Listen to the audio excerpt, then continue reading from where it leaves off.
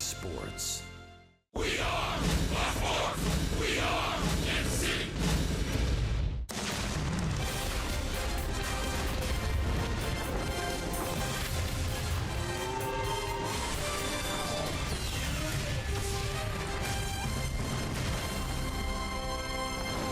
It's a cool, cloudy evening in Minneapolis, Minnesota for Game 1 of this three-game series between the Kansas City Royals and the Minnesota Twins. Hi, everybody. I'm Steve Physiak. This is Rex Hudler, and the Twins have had their way with the Royals this year. They are 5-0 against Kansas City, but that was at a time where Minnesota was playing their best. The Royals were playing their worst. It's changed here in the month of May. Yes, it has, and it's got to change now, tonight. They owe the Minnesota Twins here. You see what they've done? Wow, they've just tattered and battered us. But you know, one thing, Fizz, we can't let Sano beat us tonight. That kid has been all over the baseball. Hopefully we'll be able to contain him. Well, he's got a pretty good pitcher that he will face tonight, and that man is Nate Carnes, who has been outstanding in his last 3 starts. We'll tell his story when we come back.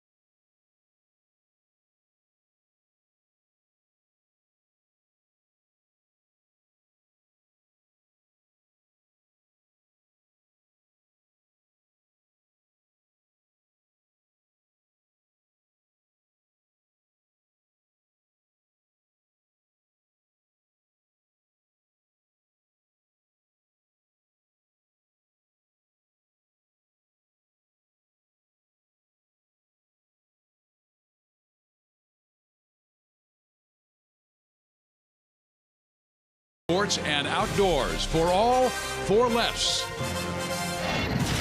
Nate Carnes has been outstanding the last 3 games, and Rex, all of a sudden, opponents are saying this guy's got one of the best curveballs in the game. Oh, it's a yellow hammer deluxe. Starts from the ceiling, drops to the curve. It's unbelievable, but he's been getting a lot of punch-outs.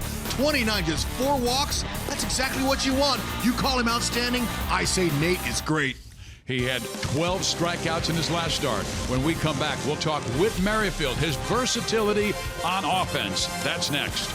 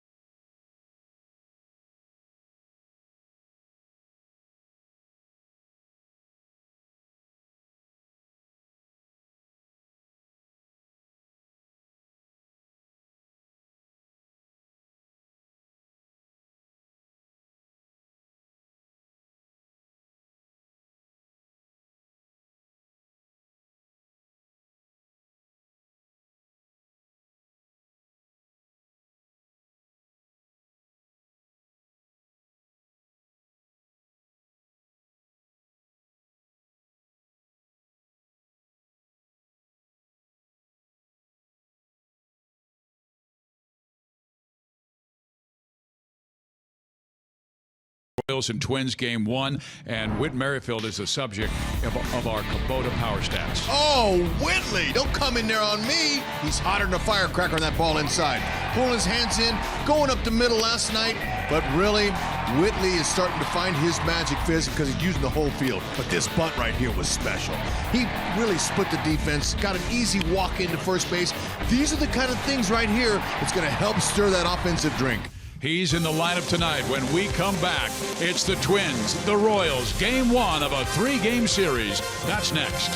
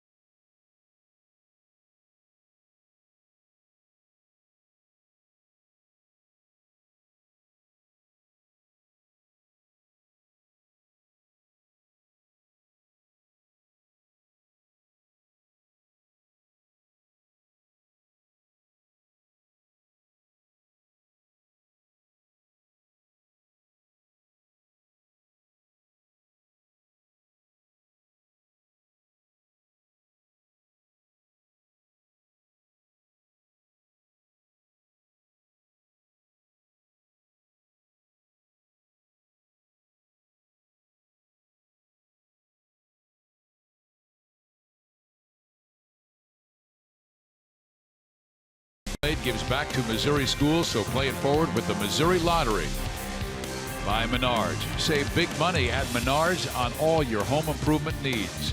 And by the Chevy Silverado, the most dependable, longest-lasting full-size pickups on the road. Find yours at your local Mid-America Chevy dealer. It is a cool night in Minneapolis, Minnesota, where we come to you from Target Field. Temperatures in the high 40s and low 50s. Here's the Royals batting order. Alcides Escobar out there for the 212th consecutive start.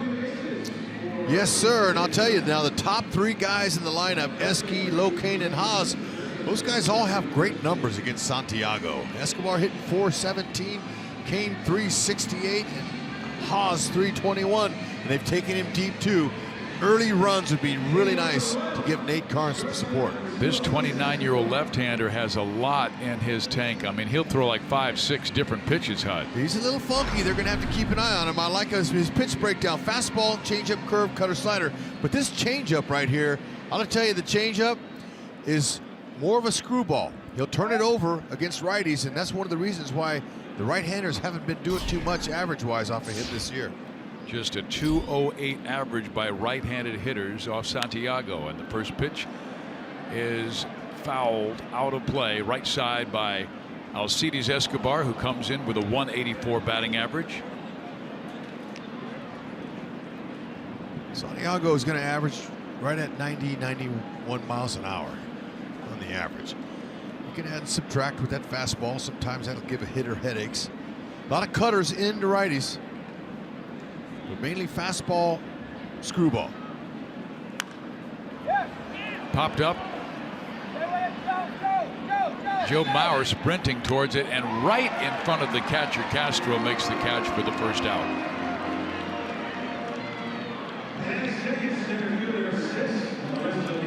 Defensively, we're going to share with you the Minnesota Twins have been really good this year. They're fantastic. Matter of fact, they're right underneath the Royals in fielding percentage. You see that gentleman right there? Buxton? Man, he's really been good. This year he's saved 7 runs. That's +7. Second best in baseball, or in the American League anyway. Now Lorenzo Cain. He was 1 for 10 against New York, and prior to that had really been hot in his previous 10 games. And 14 hits and 36 at bats, covering those 10, and then that New York pitching quieted, but the Royals were able to take the final game of that series last night 5-1. Danny Duffy was outstanding for 7 shutout innings.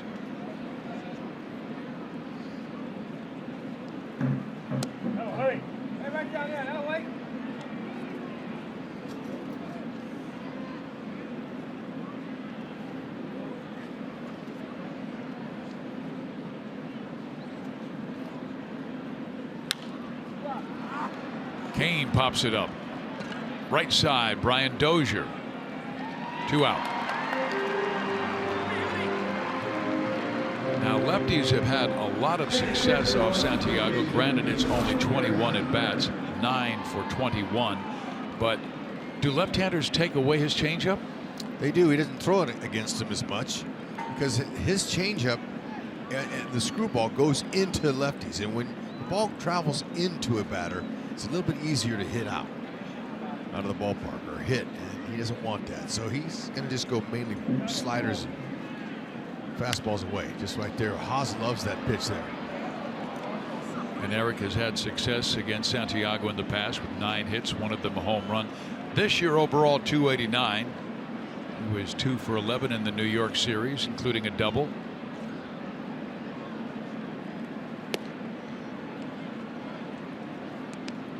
Santiago has a little bit of a crossfire motion in his delivery to make it a little bit more deceptive to lefties, and he's on the third base side of the rubber, which is all about getting an angle.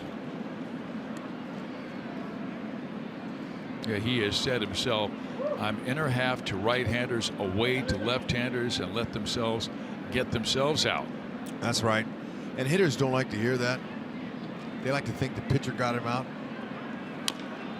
But they're right. Most of the time, hitters get themselves out by swinging at pitches or try to do it too much and pull when those are pitches that are away. With 2 strikes on him, Sano will move from the third base side all the way to the second base side. Defensively, 3 infielders in the right, 1 lone man on the left, and Polanco. There's that look. You can see where Buxton is playing in center field.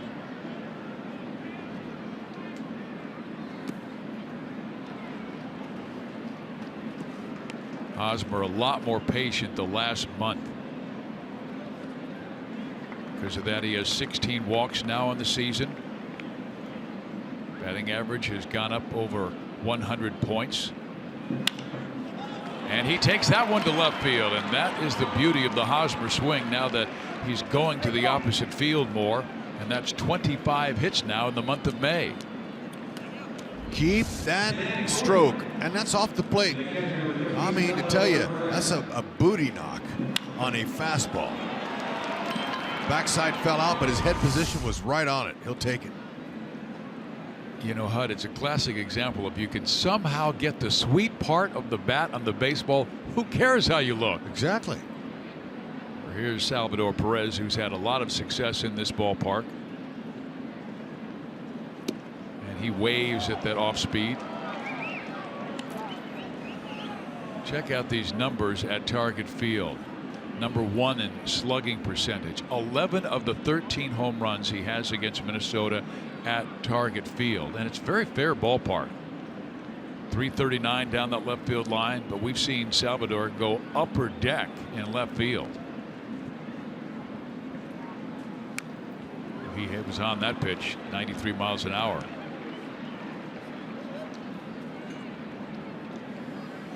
Yeah, that's it for those. You'll see nothing but back leg breaking balls, little sliders, and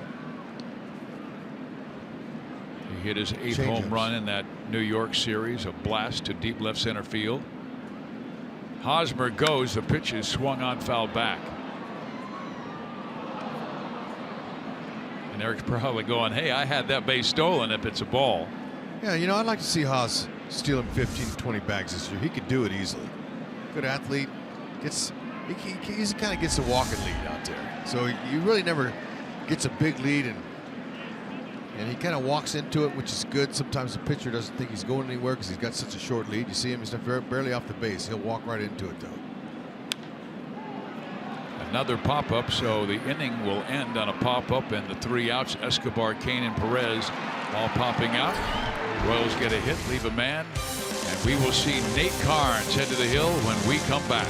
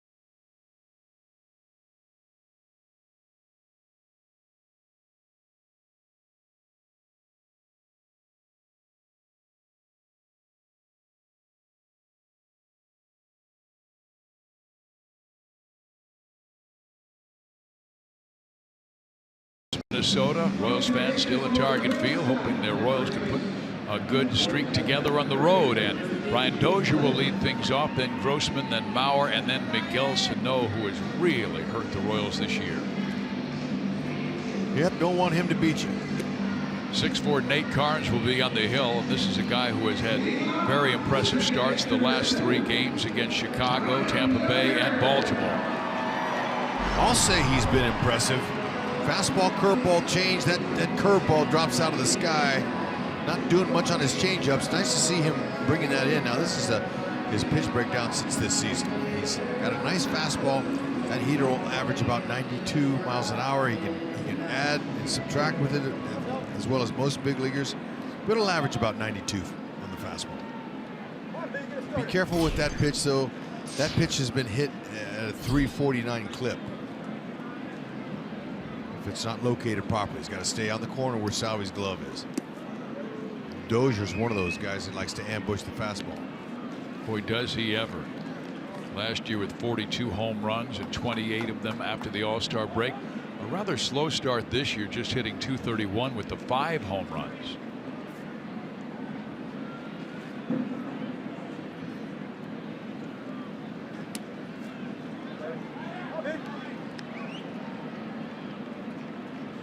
Carnes falling behind. He must command that fastball to allow that curve and change to have their success. Yeah, you want to kind of get that established if you can out of the middle. Nate's been good. His mechanics have been perfect. He's been able to repeat them. That's the reason why he's had so much success in his last 3 starts in this month. Strike in there. Nate has been great. Hope it continues.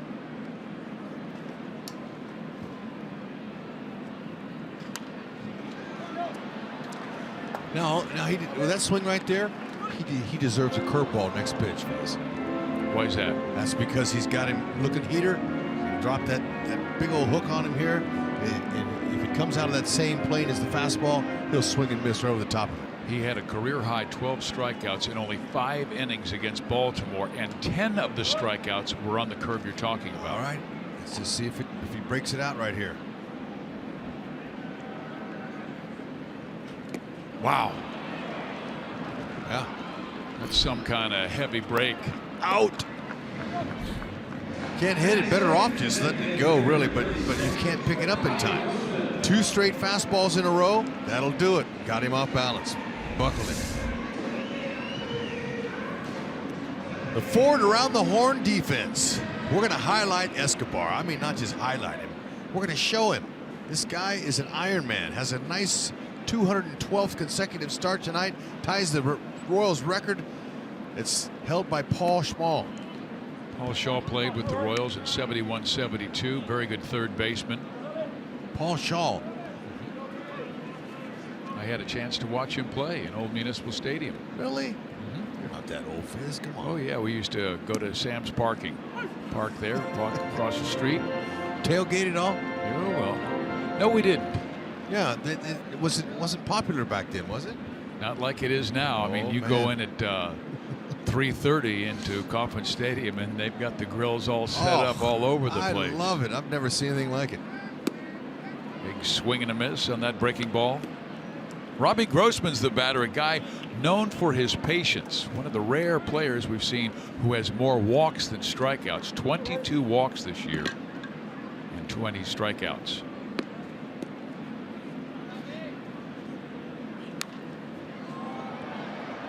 So that breaking ball hung a little bit. Grossman got underneath and spun it back over the screen. That fan reached over the frail and dropped his hat down below and missed an easy ball to catch. Oh, man, he had a one-hander right there, and he clanked it. Well, he's got nachos in one hand. I mean, it's awfully difficult. You want to make sure. Did you lose any nachos? No. What about the cheese? He lost his hat, though. That's what's bothering him. Oh. Fastball in, evens the count at 2-2. He's telling the fan down there, just go ahead and keep it. Right there, I had it. He's telling his son. His son's saying, Daddy, how come you didn't make that play? 2 hands, son. He said 2 hands. Left field for Gordon. It's a pop fly. 2 out.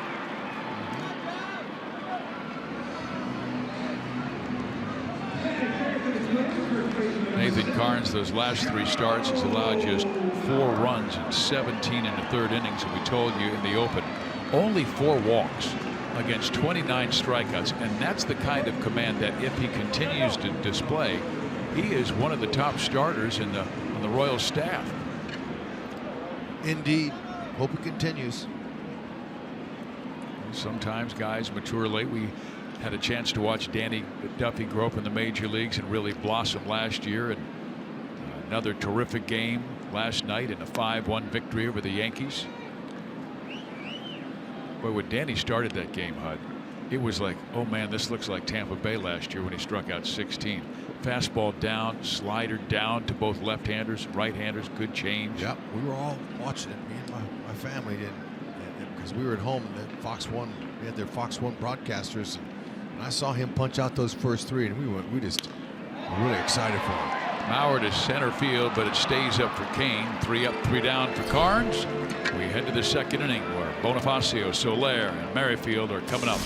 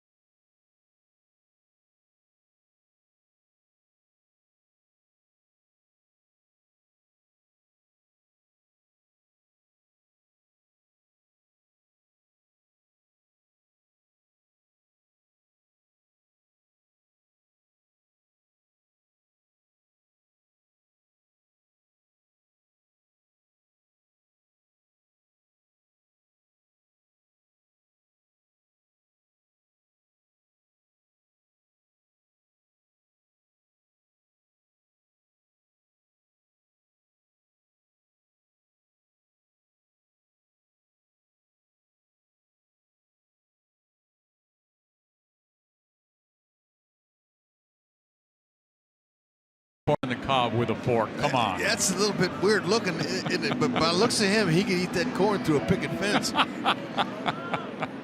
Well, here is our Toyota League leaders. The last 10 games, Dale Swaim, he's our hitting coach. The Royals are 7-3, but averaging 5 runs per game. What is the offense doing differently?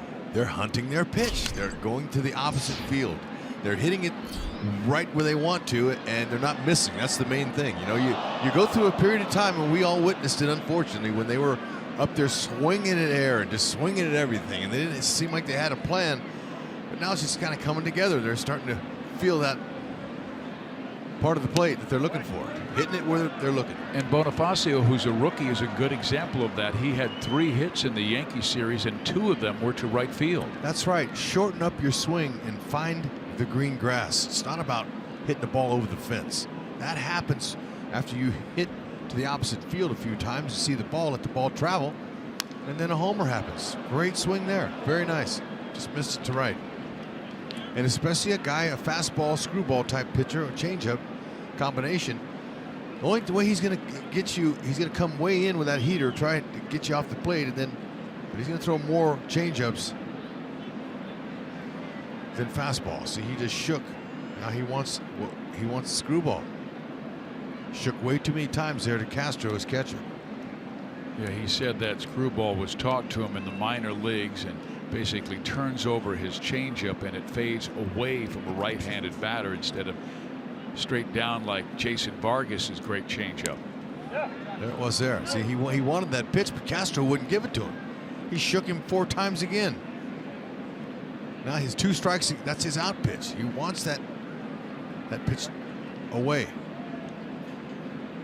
See what Castro tries to tell him to do here. He gave him everything. Fastball in. I don't know. He better get it way in. Don't miss with it. Ooh, and he did. Good swing. Try not to miss him, but you know what happens. Right center cut. Had some good swings on him, though. Just not squaring up. How many of those do you get in an at bat? Usually, if the guy's on, 1. He's had 3 already. See, but he's losing a little bit of command here. He's looking around too. You can tell that body language. He's trying to find himself. Santiago. Yeah, he's coming off his worst start of the year when he gave up 6 runs in 2 2/3 innings, 3 home runs to Cleveland. And there's that change again in the dirt. Nothing biting there. He's going to have to come in there. There's that line through 75 pitches in not even 3 innings. Wow. And he had put together 1, 2, 3, 4, 5, 6 straight quality starts before that. The 3-2 in the dirt. What a nice plate appearance by Bonifacio, who was down 0-2 in the count. Well, this is what Hector did against Cleveland. Same thing. And it's good to wait him out. 8-pitch plate appearance. Castro and him aren't on the same page. Usually, I got the same feeling. Right. Usually, you know, every catcher has a meeting with that day's starting pitcher. They're going to go spend time with the pitching coach. They're going to go over the hitting reports on the opposition. Well, Rex, you picked it up when you saw him shake not once but 4 times when Santiago wanted to throw his change. Yeah, 4 times, twice. Now Soler.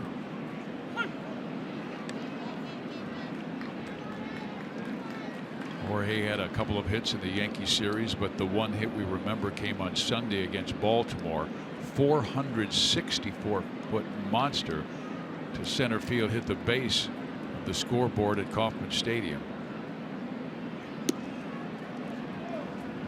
Bonifacio, Fizz, he hasn't stolen a base yet. He probably could, but not with Soler up. With the potential power. Nobody out. Not much of a hit and run guy. Castro's been good this year throwing runners out.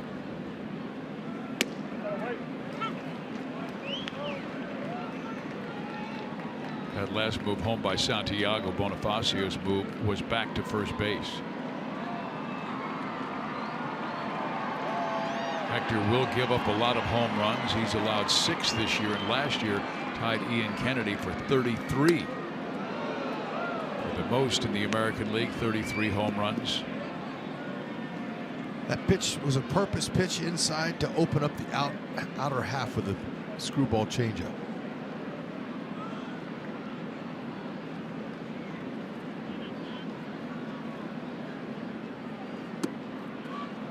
Didn't get the swing. Good discipline by Soler. Now he could go back out there again with it.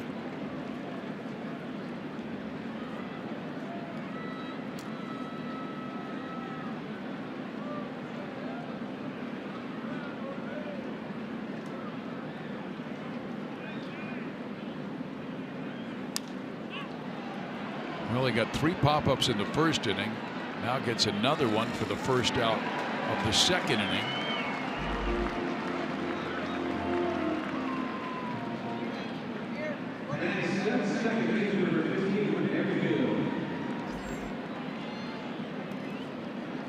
Now Whit Merrifield. Good series against the Yankees with 4 hits, including a home run. You know, if you put together his totals down in the minor leagues the first couple of weeks, he's hit 7 home runs. His best year in pro ball for home runs was last year when he hit 10, 8 at AAA Omaha and 2 in the big leagues. And he already has 7, and we're only playing on May 19th. And Whit Merrifield is a self-made guy. He was a 9th round pick by the Royals out of South Carolina. And the last 2 years in the offseason, his mom and dad said, you prepare for baseball. So he lived at home. He worked out. He ate like 8 meals a day. Got stronger. And, you know, he has a very good idea how to hit. Stays inside the ball well. Got a great bottom hand. He's hit 2 of those home runs. He's hit at the K to the bullpen, the opposite field. They've been impressive.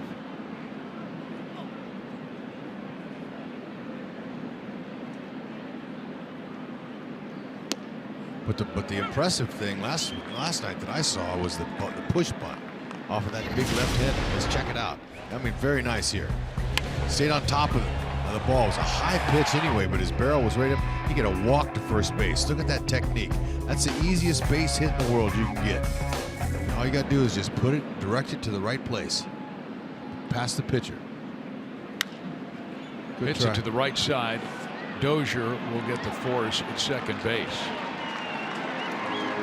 Whit tried to hit the hole over there.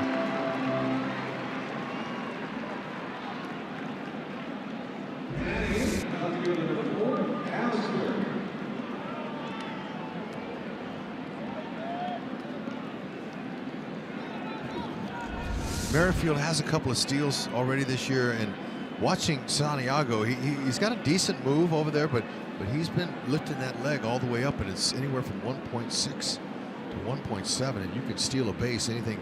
You haven't seen a slide step yet? Haven't seen it. He's just lifted his leg all the way up. Now he didn't do it with Bonifacio. He might with Merrifield, but see, he's coming all the way up. And Eric Hosmer would have stolen second base after he singled in the first inning, and Perez fouled off a pitch with 2 strikes on him. Castro has gotten better behind the plate this year as far as throwing runners out. 38% this year, 5 for 13.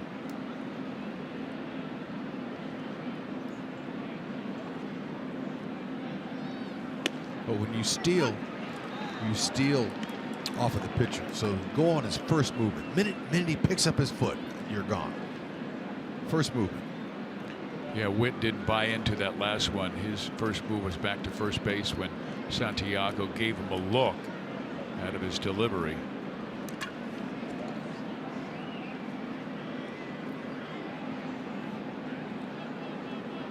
He almost went, and that ball down the line, and Merrifield races for third base. They're going to have to hold him there. So Alex Gordon comes through with a base hit with 2 out. There's a little fortune.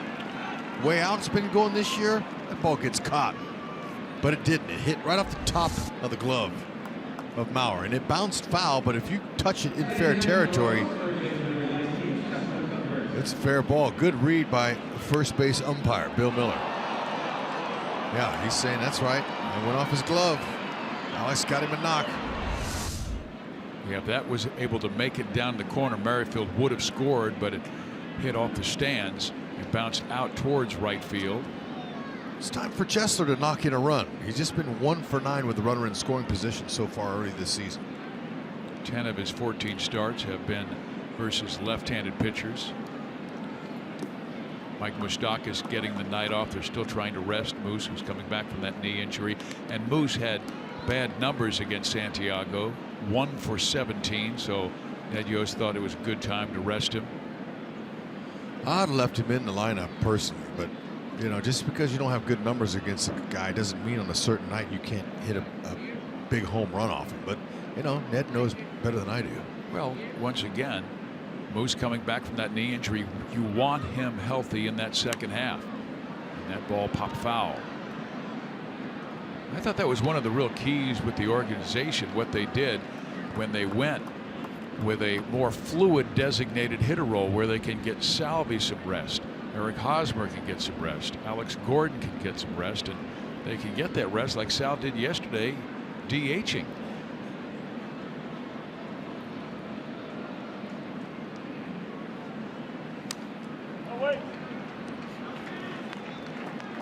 Okay, right here now is a good opportunity to put the ball in play. Now that swing that Chesler took was a pretty healthy hack. He wanted to drive one in the gap for sure, but you can hit the gap anyway with a shorter compact swing with 2 strikes here.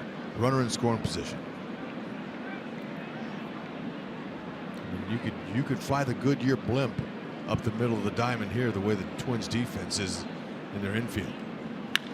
Oh, there's a base hit to left center field. Merrifield will score, and Gordon all the way to third.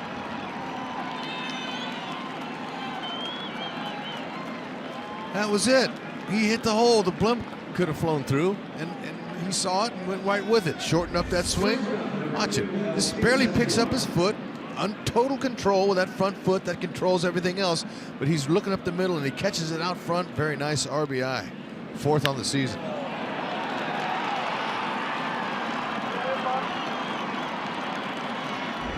Keep that line moving and the rally going. Escobar, they're playing him the same way as they did Cuthbert. Similar. Big hole up the middle, and they're playing him to pull on the left side. And Santiago having to throw a lot of pitches. I know, Hud, you were talking about the Royals' success in May versus April, and that's what they're doing. They're working the pitcher better. They're more patient at the plate, taking their walks, and also fouling off some really tough pitches. Yeah, it's been a difference, and we knew it would happen. But now, you know, you see there's some holes out there in that infield. That's all you want. A little roller in there. It popped up his last time. Escobar would like to be able to keep the ball out of the air. He's been on way too many fly balls. If you're not a power hitter, there's no business hitting in the air. Hit the ball on the ground, find holes, get the average up, and be the productive hitter that you can be. Escobar takes a strike on the inside corner. It's 1-2. All I can tell you is when he's at the top spot, the Royals seem to win. They are now 7-3. They won last night. 7-3 since he returned to that top spot in Tampa Bay. Whatever works.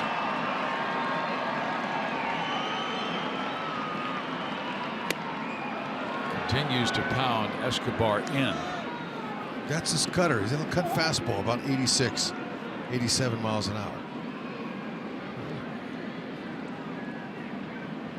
Once again, a left-hander faces a lot of righties in that lineup. Going to cut you in and then try to finish you away with this changeup. But I think he's going to come back in with a heater here. Be ready in there. Okay. So the bullpen is already involved. Remember, Minnesota played a doubleheader yesterday. They split with Colorado. They were very fortunate that Barrios and Santana both worked deep in that game where they could rest their bullpen. Obviously their bullpen did work, but not as often as you'll see during a doubleheader.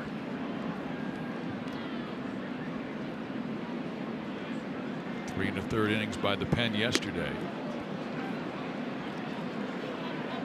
Well, looks like Santiago's having trouble early in this ball game finishing hitters. We've seen our pitchers do that at times. And when you can't finish hitters, you throw a lot more pitches.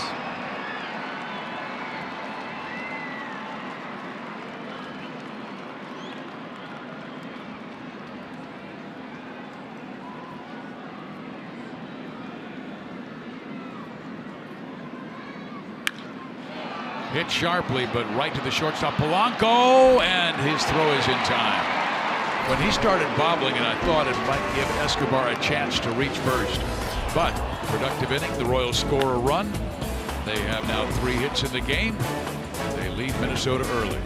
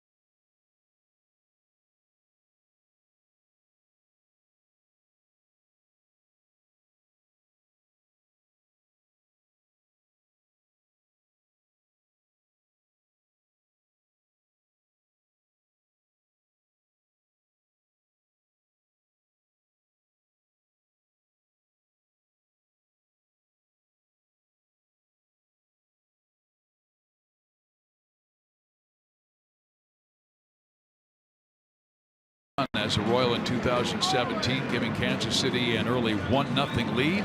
And now the Royals must face the most feared hitter for Kansas City this year, Miguel Sano. 9 hits, 3 home runs. He has driven in 14 runs against Kansas City. He has 30 total RBIs in the season and almost half against one team in 5 games. Well, you know, you get careful with your location on him with nobody on base, but with runners on base, you don't give him anything to hit. It's that simple. Don't let him beat you. Well, he was incredibly hot in the month of April. He has cooled off a little bit. But an impressive young athlete out of the Dominican Republic, still just 23 years of age. And he whacks that one to the left field for a base hit. So now 10 for 19 against Kansas City this year. Let's go to Joel. Well, Fizz, some good news for the Royals regarding their pitching rotation, as Ian Kennedy, who's missed a couple of starts with that right hamstring injury, will make his return and be activated tomorrow to start that game. The only possible hang-up is that there is a lot of rain expected tomorrow. There's a chance we may not have that game, so we'll see about that. No corresponding move will be announced until before the game or whenever he is activated. And I did ask Ned Yost what would happen if games were pushed back to Sunday, and he said one way or another, Ian Kennedy is making a start here this weekend if there's only one game left after today. He said this series against the Twins, first and foremost in importance in the division. Guys? Yeah, and every weather forecast looks very, very bad for tomorrow afternoon.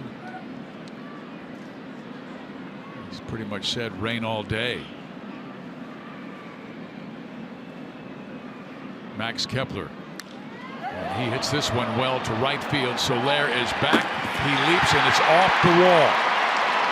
Sano will be sent home. The throw to the plate. In time! Man. Great hands by Salvador.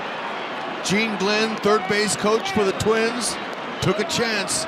And, you know, Sano used his head, literally, out there on the wall. And got the ball to Merrifield. We saw him overthrow a cutoff man before. Bonifacio was able to pick it up. That was Bonnie.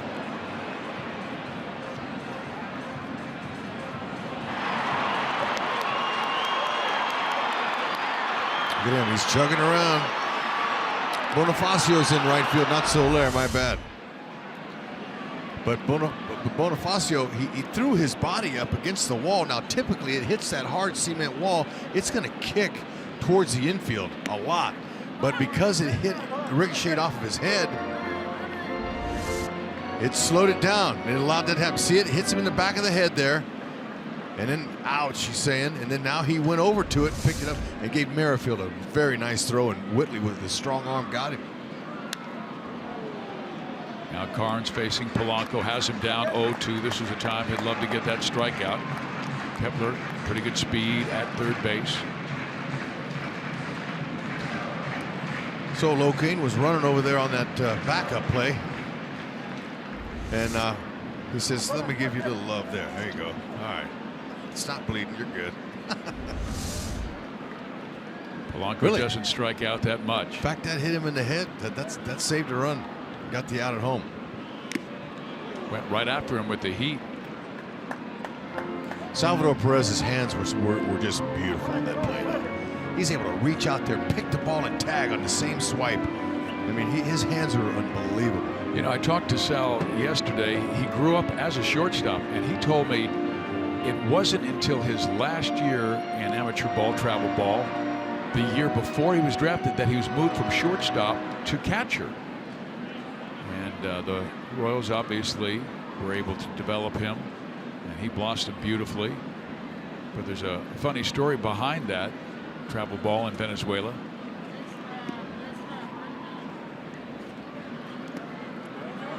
Breaking ball in the dirt. Sal said that he was the shortstop. Jose Altuve was the second baseman, but the coach didn't think Salvi was talented enough to have him catch, so he kept him at shortstop. And now we're talking about a 4-time Gold Glover at that position. Yep. A lot of catchers were shortstops before that. Drew Butera in high school before his senior year. It's a big out right here if Carnes can get him.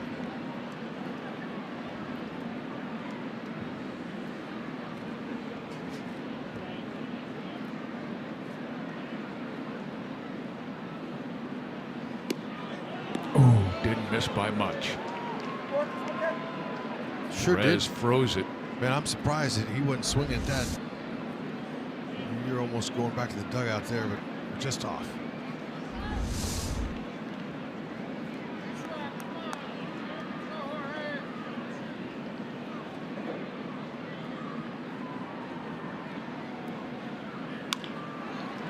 Hosmer holds the runner, comes back to first base, records the out.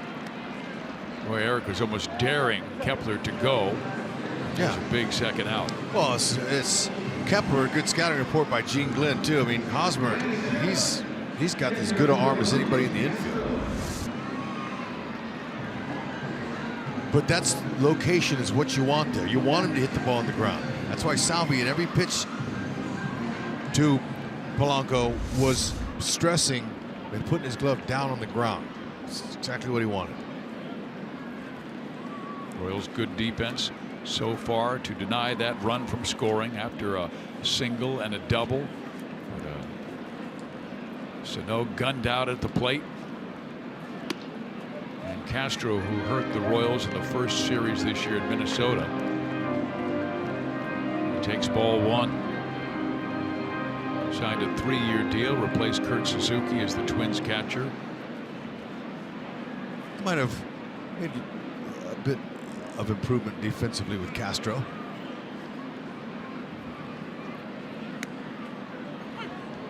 Drops a breaking ball in there for a strike to even the count at 1-1.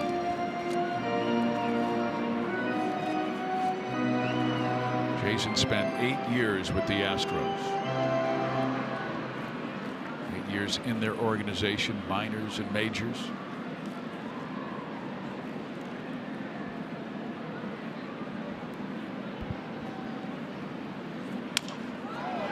In the air, right side. Cain's got it. And a terrific inning for Nate Carnes with help from his defense. Bonifacio, Merrifield to Perez. Pick and tag. Out.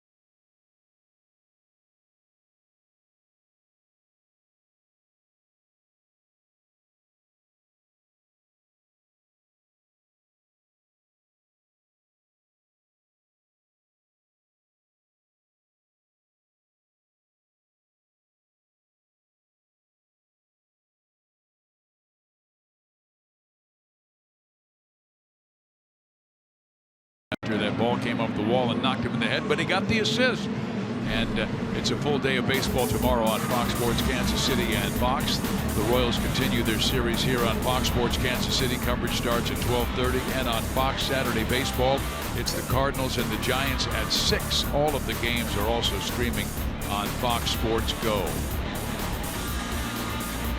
Bad weather coming for tomorrow. They say the rain will show up in the morning and be here all day long. I don't believe it. Just reporting what I hear on the weather forecast. Let's just win tonight. Yep. Lorenzo Cain will lead things off. Popped up to second base his first time up. And he hits it sharply. The Royals have struck Santiago sharply. And Cain thrown out at first base. Mauer had to come into the runner's lane. And so Lorenzo had to take an awkward turn at the end as he's thrown out by Polanco. Wasn't sure he tagged him there. We'll have to take a look at it again. But here, try somebody else. Yeah, he got it. Polanco's hitting those, or he's catching those right at him. Lorenzo runs over and gives a high five to a kid here. Watch this. Hey, all right. Did you see that? I love it. Yeah, that was beautiful. Here is Hosmer, who singled his first time up. He has that batting average back up over 290.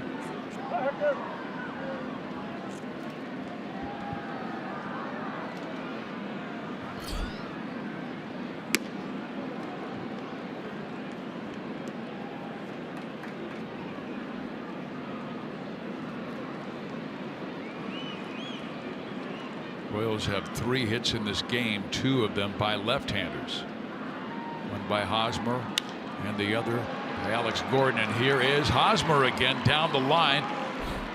Long turn around first, but a hold there, and wisely, because Rosario has a good arm.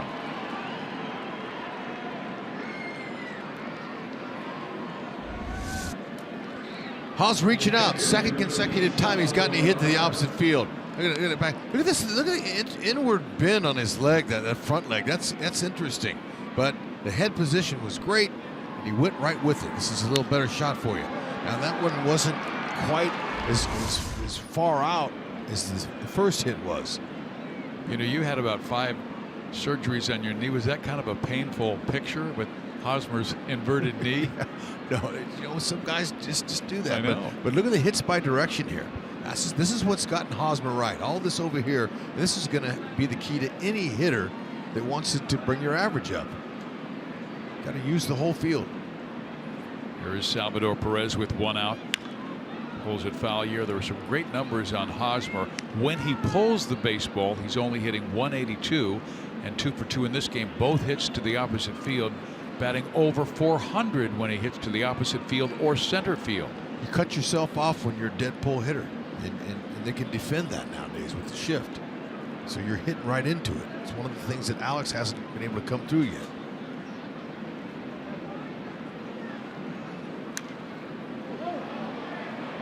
He's been toying with Salvi. Screwballs away, fastballs, cutters in. In, hard, soft away. Typical. What a lefty likes to do to a right-handed power hitter.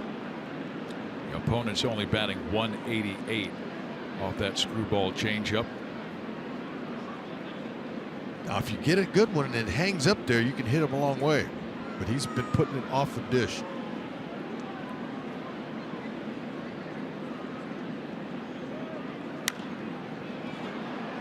Sal again pumps it foul, and there have been some great screwball artists in Major League Baseball. Christy Mathewson had one of the greatest of all time. Carl Hubble, Warren Spahn, Juan Marichal threw one, and a guy you faced, Fernando Valenzuela, had one of the best. Better believe it.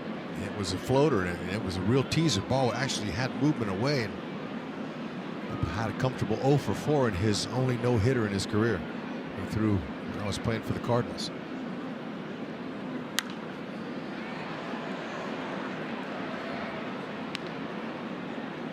Rex, why don't you see more pitchers throw a screwball? Well, it's just a little bit awkward on your arm and turning the ball over like that. Guys aren't used to that type of motion. But he's got an interesting grip. You know, he's gonna put that ball back in his back 3 fingers. And then he's going to turn it over. Like that right there. Well, he's already thrown 57 pitches. And he's only gotten 7 outs.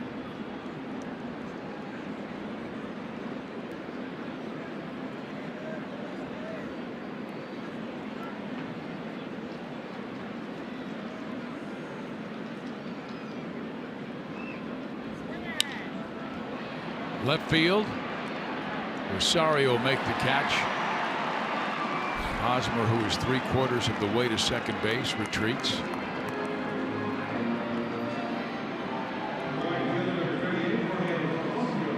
Now Bonifacio, who had a really quality plate appearance to open that second inning, and the result was the Royals' only run.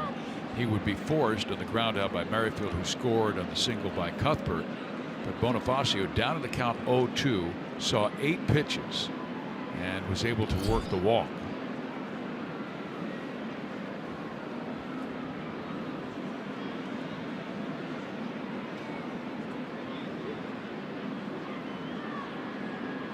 He's going to give him a fastball in right here. See if he can handle it.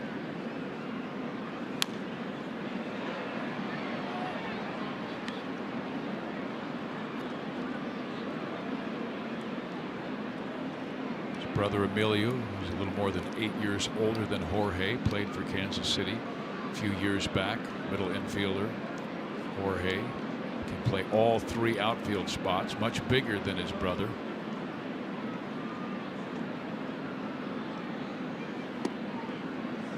But he told me because his brother played in the major leagues, was playing pro ball, he was very comfortable being around the scouts that came to watch him then play. He said he'll remember it like it was yesterday when Dayton Moore and Rene Francisco watched him as a 16-year-old when he was signed. How about that? This is his 8th year in pro ball, and he's only 23 years old. Yeah, a lot of experience early when you sign out of high school like that, or young. Very mature. He certainly is. Carries himself well. Good guy, very pleasant. Be around. You can tell he's not intimidated being here. And he wasn't from his first time he stepped in that batter's box. Yeah, he told me he knew the scouts were there, but he said, I really wanted to sign with the Royals. He had a good relationship with Mr. Moore and Mr. Francisco. Get out of here. And there is a shot to deep left field by Jorge, and that's number 3 for Bonifacio. Man, I'm going to tell you, he had a great plate appearance his first time up there. He got a walk, and now a 2-run bomb. Hip, hip, Jorge!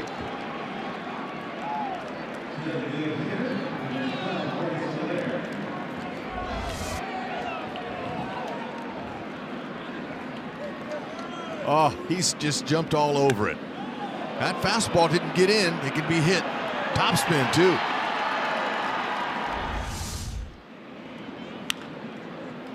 Now Soler ripping one foul. Did he miss a similar pitch early in the at bat that he fell back, and then he got the same pitch and didn't miss it? Yeah, he's first time up. He missed a lot of good pitches, but this time he connected. He's ready. 381 feet. Hit speed 113. Exit velocity off the bat. It got out right now. Sure did.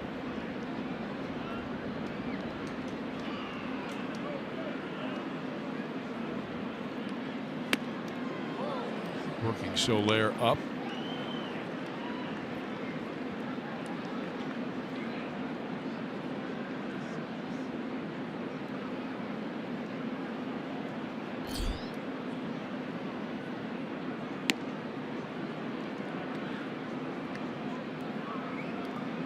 Bonifacio giving the Royals a 3-0 lead off Santiago.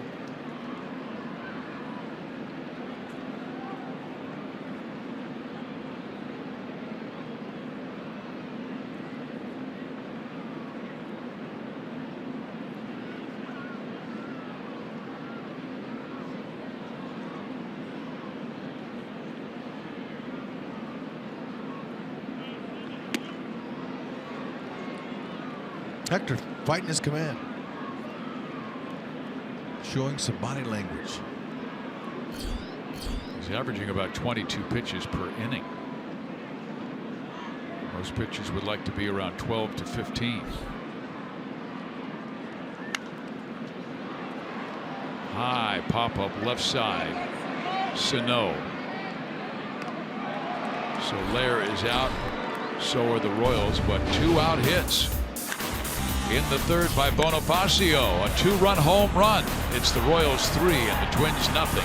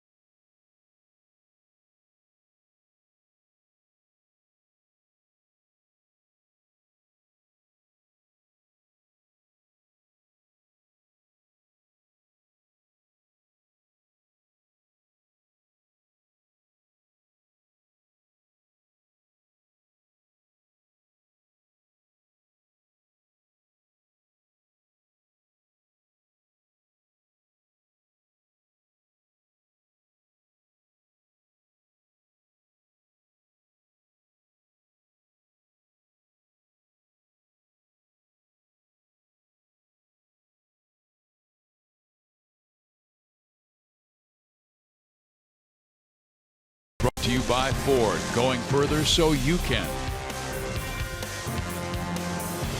By Panera Bread. Panera caters for every group, every size, every meal. And by Steel Outdoor Power Equipment. Find a servicing Steel dealer at steeldealers.com or search STIHL.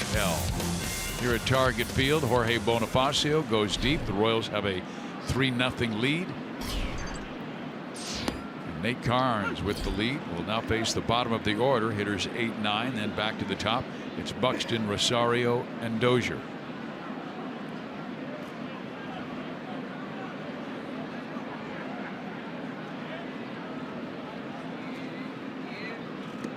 And then he drops a breaking ball in there for an 0-2 count. I was listening to Joel on the pregame show, and he was interviewing Danny Duffy, and Danny talked about how he could attack with a 5-0 lead yesterday, and now it seems like Nathan Carnes a little more on the attack with a 3-0 lead. Yeah, that's exactly right. And we all watch Joel's pregame show because we learn, we pick up knowledge. But I can tell you that Nate Carnes, his last 3 starts have all been really good, quality and special attention he's kept to. His mechanics have been great. He's repeating them and he's executing with that big breaking ball. He's getting ahead of guys and then finishing them off. Salvi has only 1 strikeout thus far. It came against Dozier to lead off the bottom of the first inning. Only 1 strikeout, but he's averaging 10 pitches so far. I mean, an inning, that's not bad. It's exactly what you want. Keep him in the game. Ooh, where'd that miss?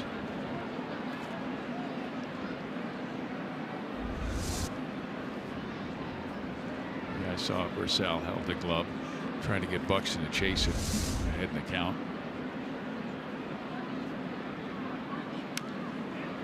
Now Buxton's been better the last 16 games, hitting 260.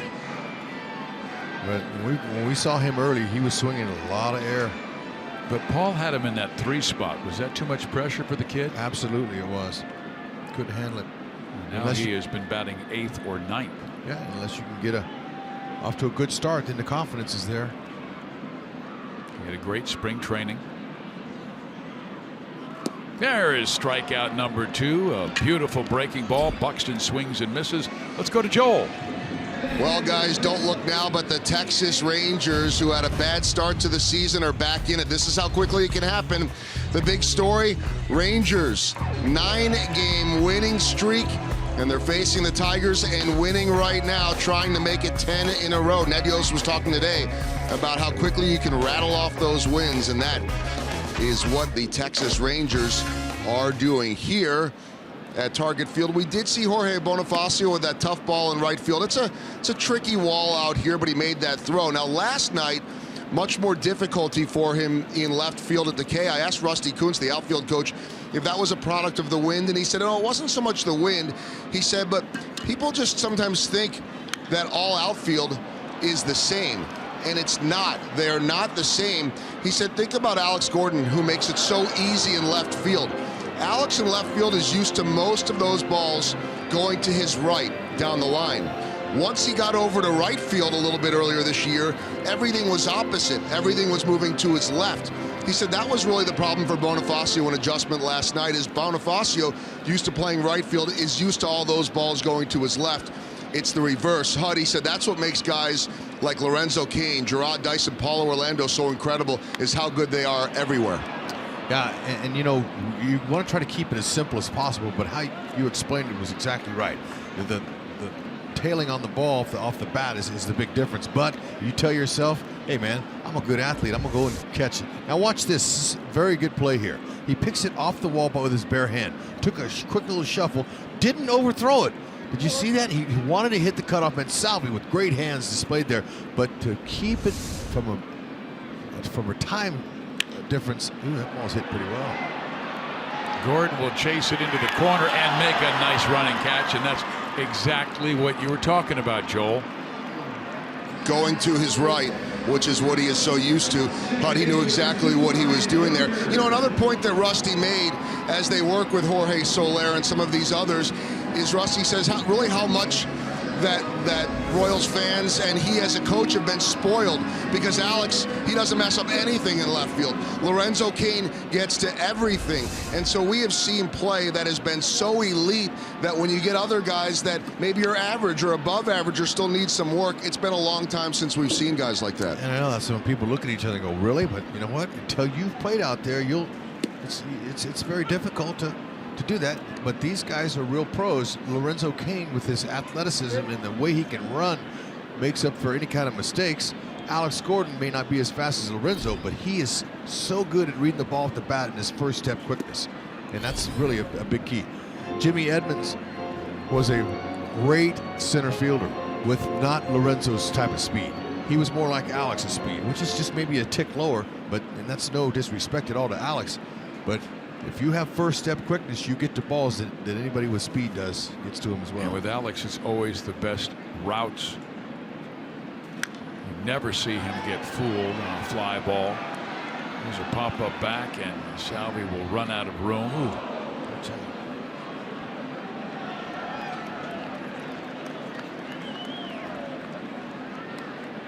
Salvi, ever the gentleman, helping the home plate umpire Adam Hamari after he had dropped his mask. And Adam Hamari and Bill Miller is the crew chief today. Ryan Blakeney at second base and Kerwin Danley at third.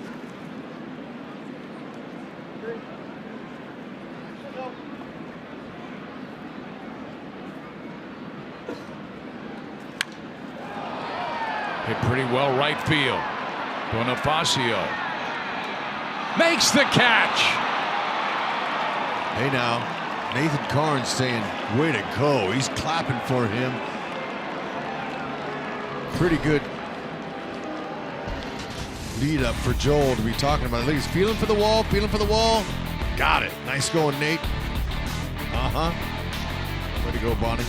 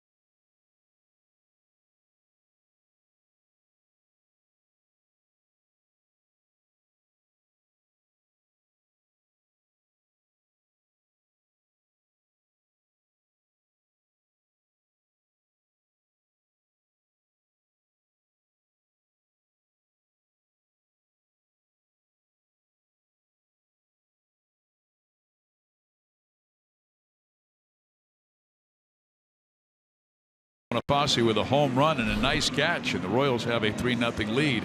We'll get more bang for your buck this season at the K, as every Friday night home game May through August will include Buck Night and summer fireworks. Eat all the hot dogs and peanuts you want with Buck Night, presented by Price Chopper, and finish strong with summer fireworks presented by Popsicle and Price Chopper. Get your tickets at Royals.com.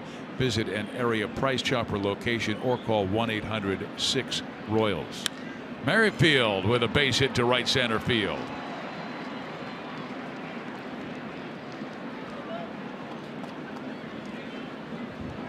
Yep, Whitley staying hot, not trying to do too much. That pitch is on the outer half. He knew it was coming.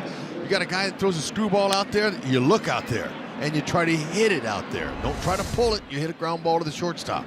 So he stayed with it and he got rewarded for it.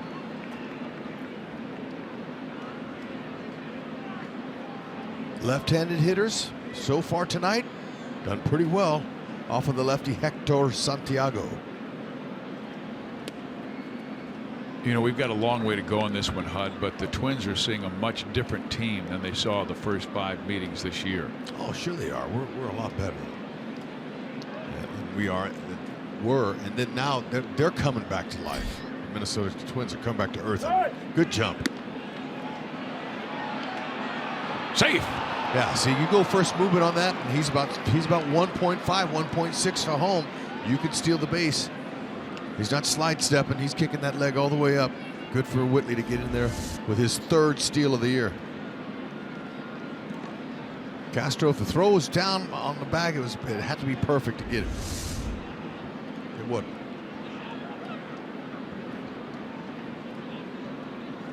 Gordon single to right his first time up. Single here makes it 4-0. Instead, a fly ball to left.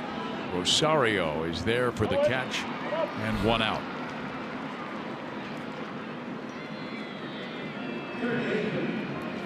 Royals fans, if you can't catch a game on TV, you can always stream games live on your mobile device.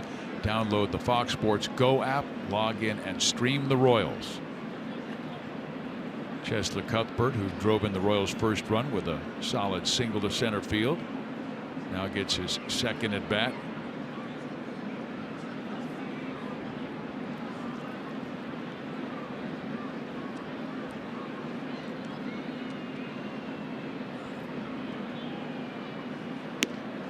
Cheslor's girlfriend and his sister are visiting. They're in Kansas City right now. They wanted to watch him play, and Ninoska and Mitzi are back home in Kansas City watching him on Fox Sports Kansas City. So Cheslor says hello to his fans watching back in KC. Hit in the air right side, and Kepler has to hurdle his second baseman Dozier to make the play, and there are 2 out now in the 4th.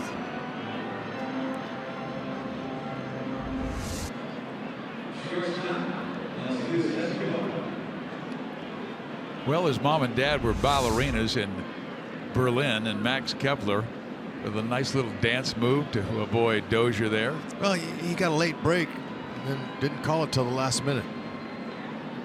Here is Escobar 0 for 2.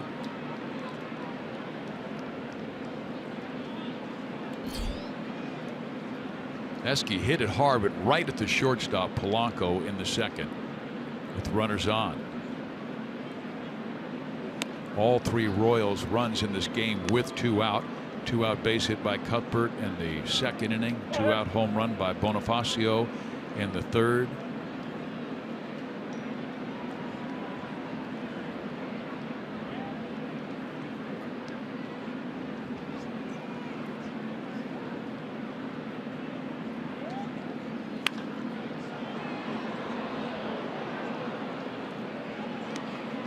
Nice catch.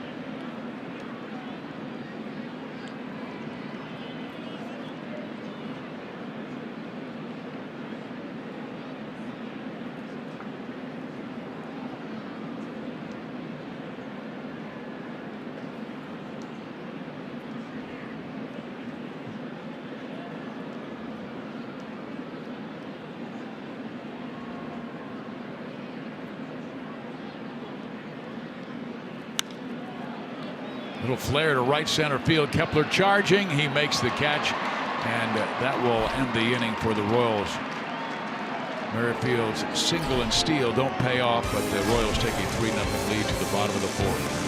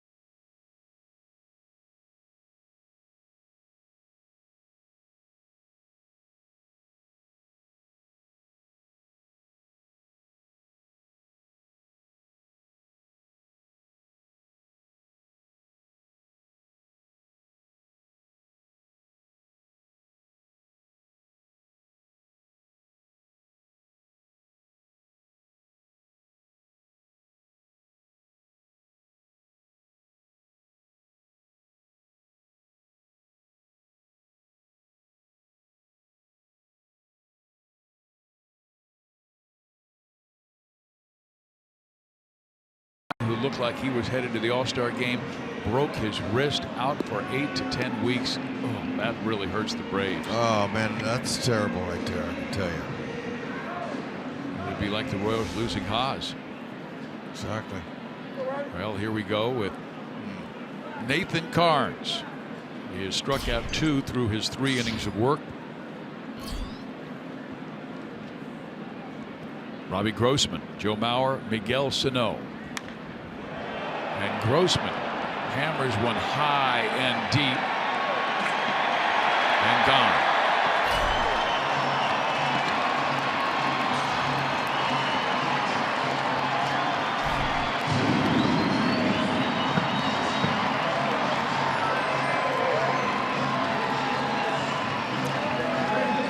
Well, let's take a look at the location of that one. Missouri Lottery Fox Tracks. I'll show you right center cut, right down the middle. And a big league hitter sometimes is going to hit it out. If not more times, it's going to hit it hard. So 3-1. There's Mauer, who lined out to center field his first time up. Strike 1.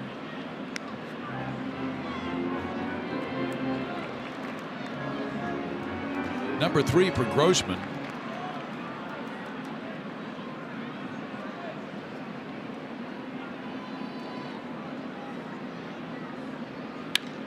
Staying with the fastball and a single to left.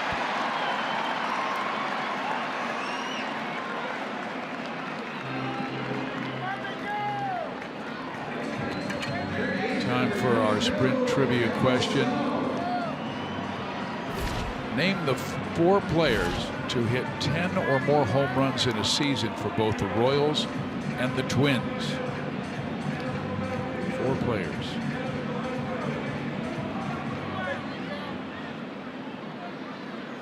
Well, I know Harmon Killebrew hit a lot for these Twins.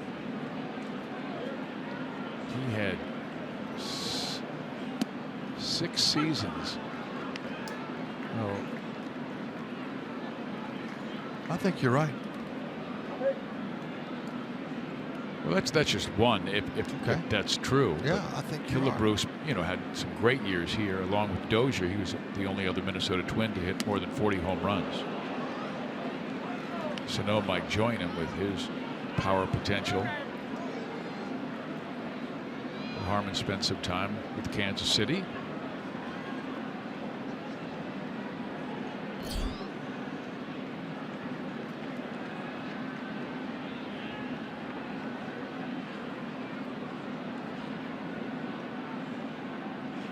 Curveball struck him out. There you go.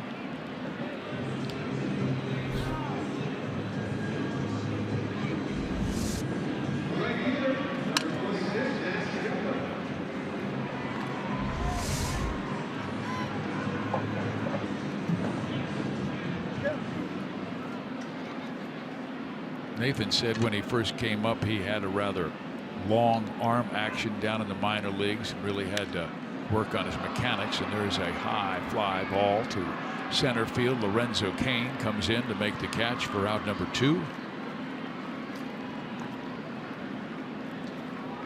We were talking about the best curveballs in baseball. Lance McCullers, we saw him earlier in the year, outstanding pitch, and he throws it more often than Nathan Carnes, but 45 strikeouts for McCullers. Carnes with 36. Impressive. I know Charlie Morton has a good fastball.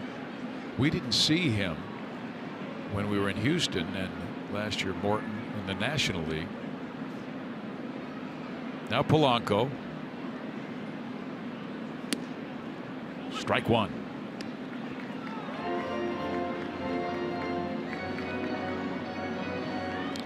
Last time Polanco was up, runner at third base, only 1 out, infield in, and he went right to Hosmer, who dared the runner to come, but he did not. Polanco is out at first base. But they love this kid, and they really feel like his future is going to be at second base. Dozier's there right now, but will Dozier be there in August? And I say that because there were a lot of rumors in the offseason that Brian Dozier would be traded. They're playing Polanco at shortstop because they want him to play. But they really feel like his future will be at second base. They really don't believe he has that kind of range to play short. Paul Molitor, who came up a middle infielder, and then became a designated hitter, outfielder, wherever you wanted him, first base, third base.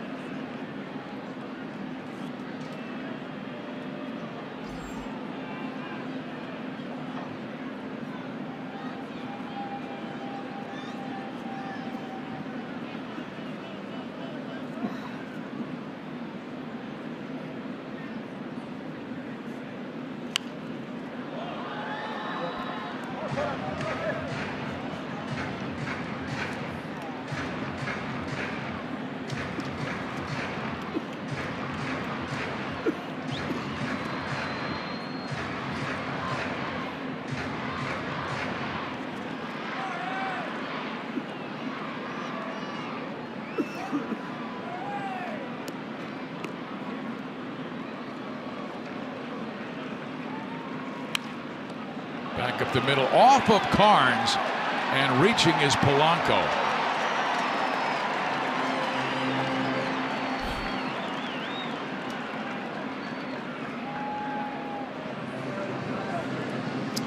Most of the time when a pitcher hits the ball, and a ball that's not hit all that hard will result in that. And if you're a hitter and you see before you leave the batter's box that ball's hit off the pitcher's glove, you're saying, good, I got a base hit.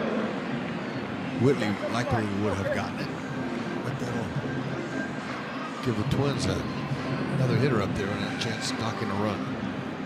Minnesota's hitting .240 with runners in scoring position as a team. Castro, .227 average. Jason 0 for 6 in his career off the Royals right-hander.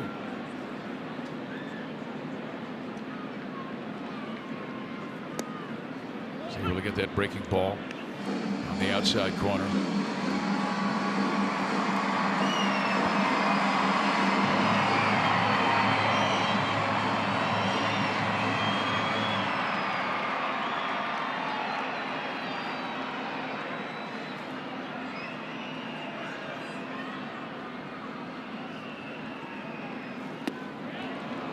Back-to-back breakers, one taken, one swung on and missed. That's the ideal one there. Do you stay with it? Yep, go ahead. Take a chance with anything else, unless you want to go up above the letters with a fastball. See, Salva's saying, all right, now let's use our head here. I want to leave a cookie. He's calling it up. He went with the breaking ball. I think he's trying to trick the second base runner there from passing on any signs or any location signs. That's what he's doing. He tricked me, but he's trying to trick Mauer. Because lots of times it's easy for a base runner to relay a location to a hitter. So easy. By one turn of the head, put your hands on your knees and for a breaking ball, or even stand up straight for an outside pitch. You look to the outside if you're the runner, and that means it's going to be that way. I mean, this is so easy to relay stuff. How often would you find out? You can just tell. It's the veterans that have been around the league that are the ones that do it. And you pick those up, and then they'll go back in the dugout and they'll be talking with the pitcher and the catcher. Hey, look, I think they're getting your signs, or they're giving location. So let's trick them. Let's mix them up. Carnes has led Castro back in the count. He does not want to go 3-2 and have those runners move with 2 out. Jason has shown great patience this year.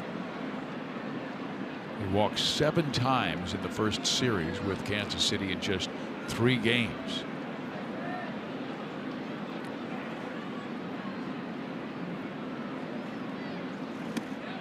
Oh.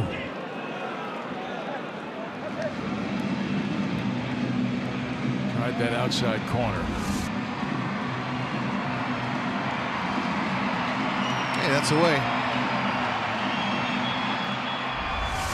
Now there's Mauer. Okay, he's not in the lead yet. Okay, pitcher's getting his signs. Nathan is right now. Now see, watch his movement. See how he's kind of making sure no one's around him. But sometimes you never know if he's in the air, right center, and Kane says he has it. He does, and that will end the inning. And Carnes with a sigh of relief. It's 3-1 as Grossman goes deep for the Twins. Kane, Hosmer, Perez up.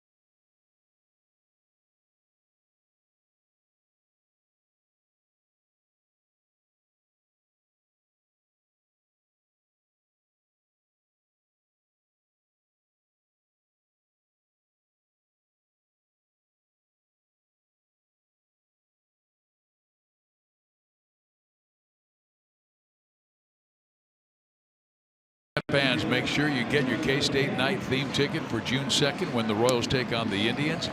The first 5,000 fans through the Gate A will, with this theme ticket, will receive a limited edition K-State branded Royals cap courtesy of Fox Sports Kansas City and Rally House. Purchase your tickets at Royals.com/theme tickets. Fizz, you have a good time at K-State? I had a great time. It took me 5 years to graduate, but I got my degree. Was that back in the 30s? Back in the 30s. Okay. Yeah.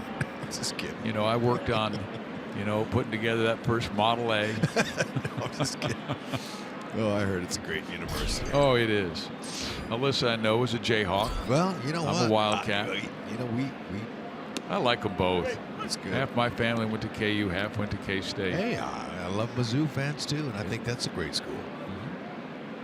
Now, Iowa State, we got real problems with that school. I'm saying that because Kurtenbach is our director, and he's a Cyclone. I love them all.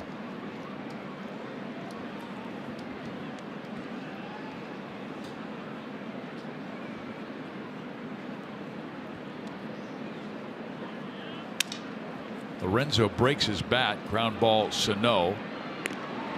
Close play, but out.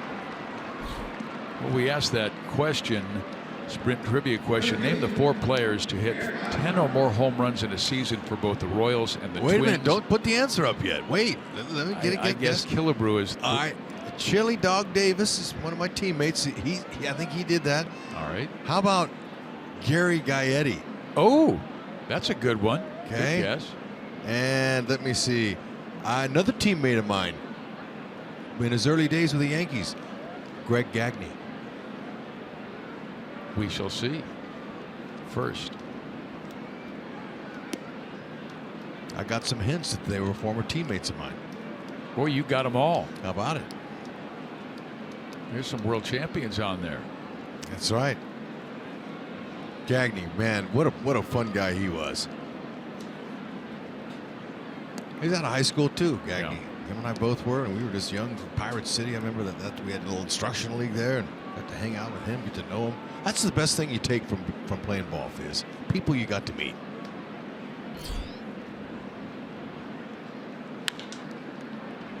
And there's the 3rd hit of the night for Eric Hosmer. 2 to left, now 1 to right. And Royal left-handers, of the 5 hits off of Santiago, a left-hander tonight, 4 have been by lefties. Well, we talked about before the game. You know, he had a .429 average against by the lefties, 3 homers. Haas will take it. 3 for 3 on the night. That'll get that average up.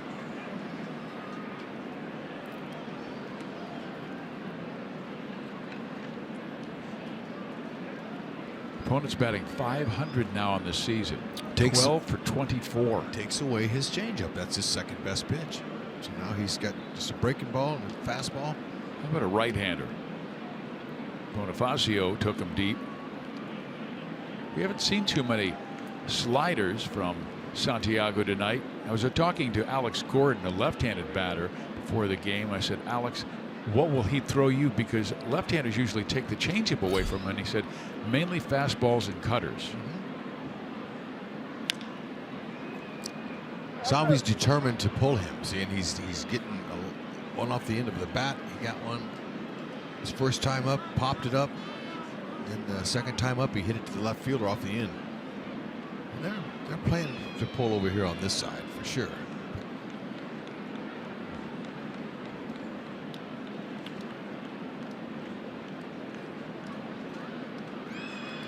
Perez with 8 home runs. Oh, good breaking ball.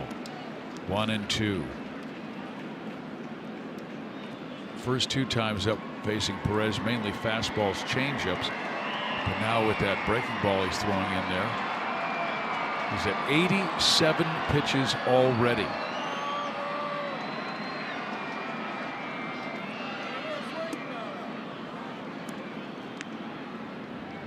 Salvi, he's going to wait him out. Molitor's got some action up in his bullpen. And if Salvi gets a pitch that he likes, he could give Santiago a nice parting gift. Right-hander warming in the Twins bullpen. And he knocks that one into left field. Haas must stop at second base. Yeah, that's not the parting gift I was hoping for. But he'll take the knock.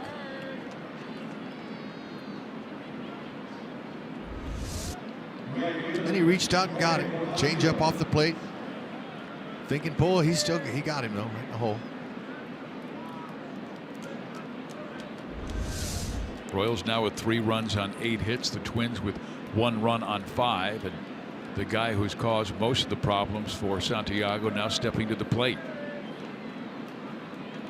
Jorge Bonifacio worked an 8-pitch walk in the second inning and then blasted a 2-run home run in the third. Strike. Tyler Duffy, the right-hander, he was a starting pitcher last year for the Twins, now in the bullpen.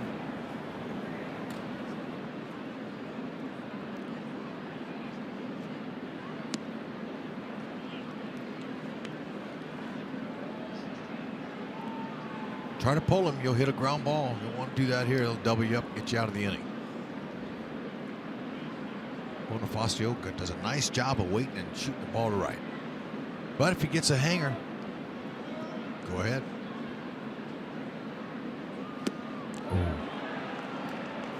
I always liked the pitch that he drove for a home run, but the home run pitch was a fastball. That was the off-speed pitch.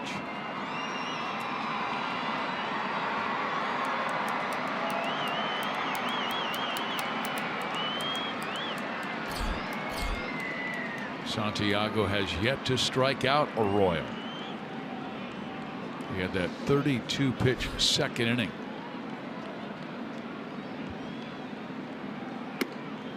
Ooh, man, high strike, and Bonifacio doesn't like the call at all.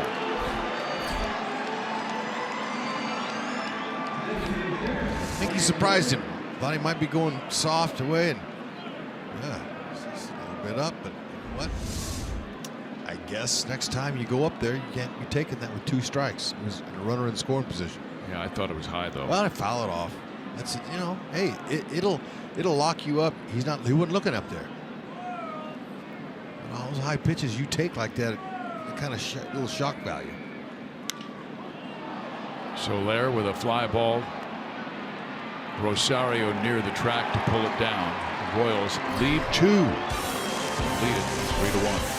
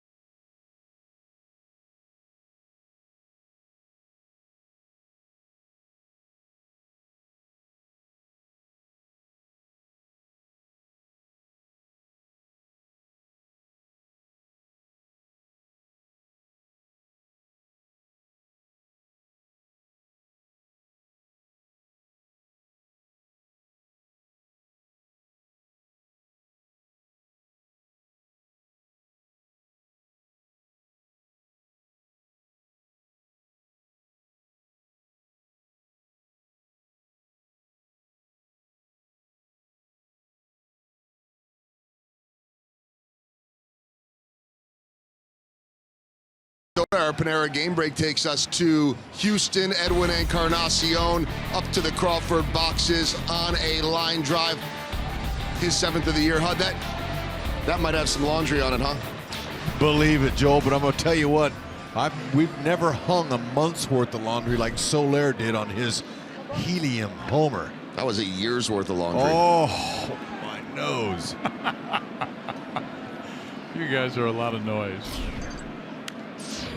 Here is Carnes for his 5th inning of work. He's allowed just 1 run. It was on a home run by Robbie Grossman. He struck out 3 tonight. That gives him 51 on the season in 44 and a third innings. Well, you go back on his career, and he has always been a strikeout pitcher.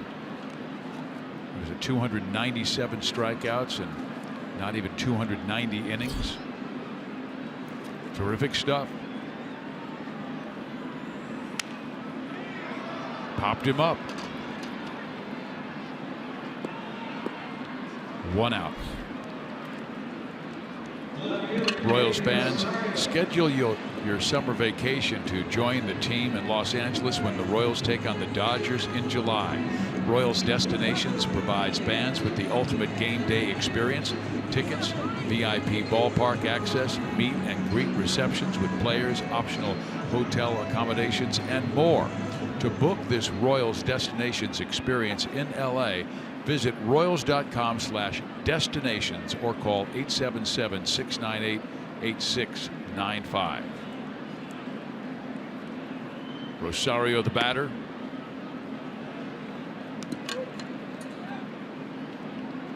He's been really good at home this year, hitting .328, 3 home runs. All 3 of his home runs at target.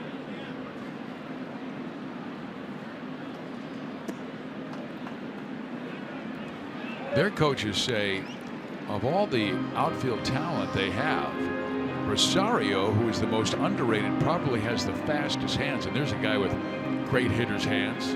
Boy, he would hit with a dead stick. Hardly any movement at all. Paul Molitor.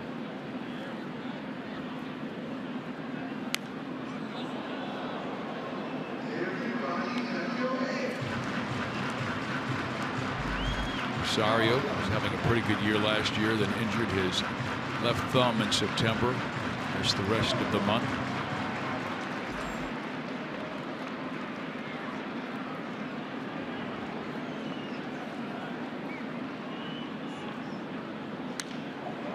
To center field, playable for Kane, and 2 out. Carnes coming off of back-to-back starts with double digits and strikeouts, only has 3 tonight. But look, I like the fact his pitch count is at 67, very manageable. And forget about the strikeouts, just get outs, and that's what he's getting. Well, how about this? No walks. Man, that's perfect. Making pitch to contact. In his last 4 games, including tonight, 32 strikeouts and 4 walks. Well, the Royals would love to see that continue. Here's Dozier. They've gotten him twice. The guy who punished Kansas City pitching last year. He belted 11 home runs against one team. 11 home runs against Kansas City. Yet the Twins were only 2-7 in the games that Dozier homered last year.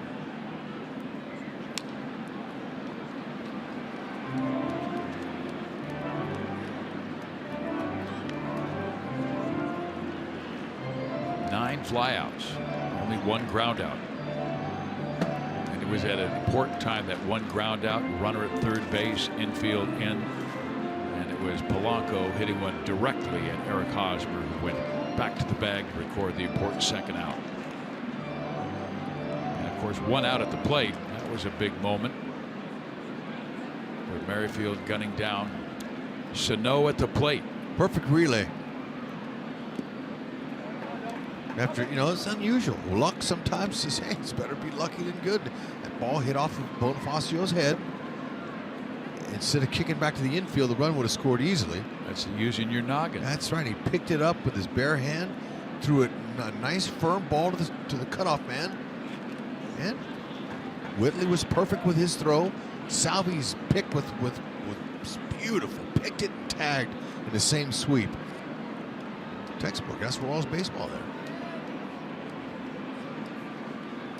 Team playing much better. They're 10-7 in May after that 7-16 April. Carnes 2-2 pitch. Kane with the fastball. High fly ball. Kane wants it. Takes it. 1-2-3. Go the Twins in the 5th. First 1-2-3 inning for Carnes since the 3rd. There's Rod Carew. Greatest hitter ever for the Twins. Believe it.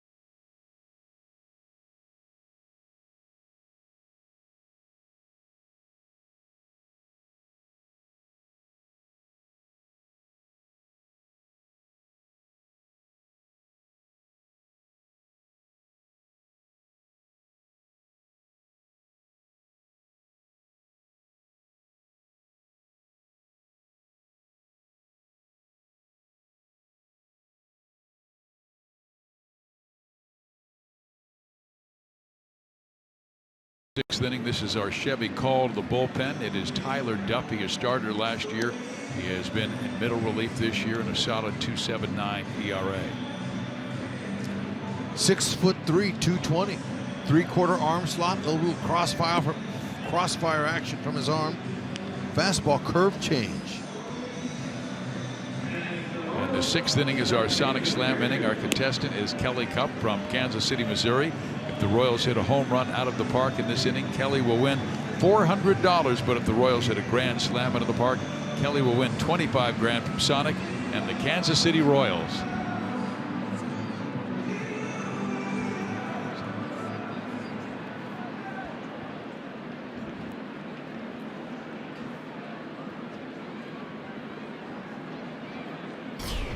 Here is Whit Merrifield.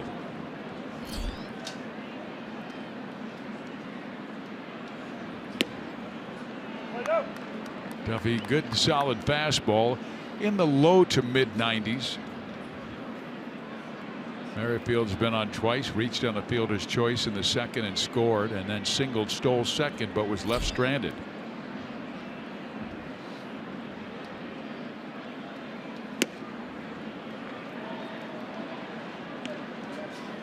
See that arm action? There's a crossfire across his body. That's some deception to Tougher that. on right-handers. I'll say. Plus he's firm.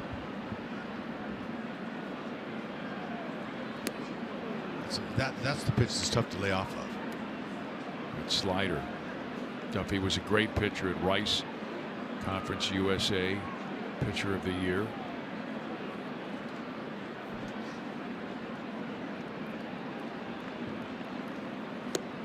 Good slider, and Merrifield strikes out. Let's go to Joel.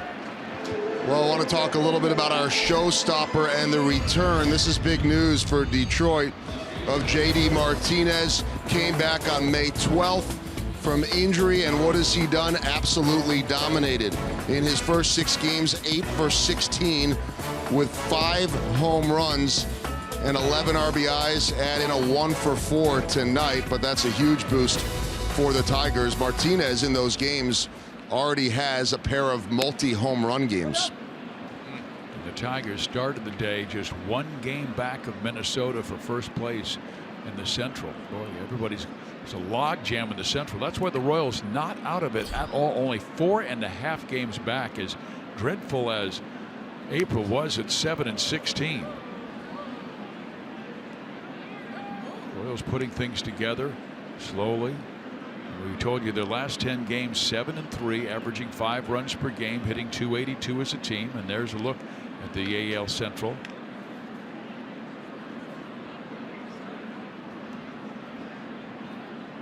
Ed Yost, the Royals manager, never likes to talk about tomorrow or yesterday. He likes to talk about right now, what we have to do to win today, what we have to do to beat Minnesota. And the Royals have a 3-1 lead.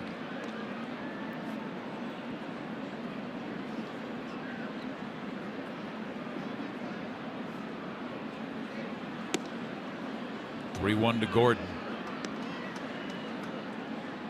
The Royals have had base runners in every single inning. They've scored in the second and the third, but they did leave runners in scoring position stranded in the 4th and 5th.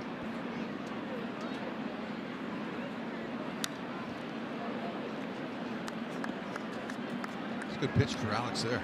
Couldn't handle it.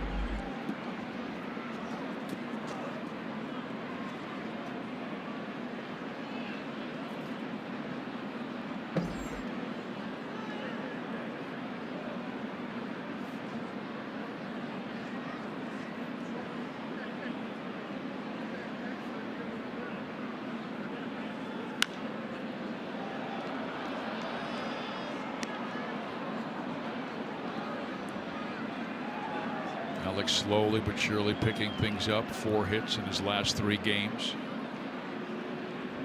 A couple of walks as well.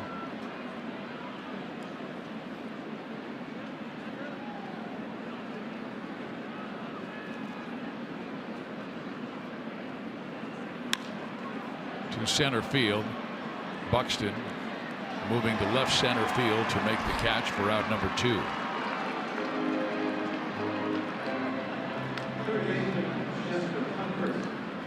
Show your support for our boys in blue and Royals charities as you drive around town with a personalized Royals license plate. Reserve your customized Royals plate with a $35 donation to Royals charities. And this offer is only for Missouri residents. To register, visit royals.com/license plates. Here's Cuthbert, 1 for 2. Strike one. Yeah, that'll back you off. He's got a good one.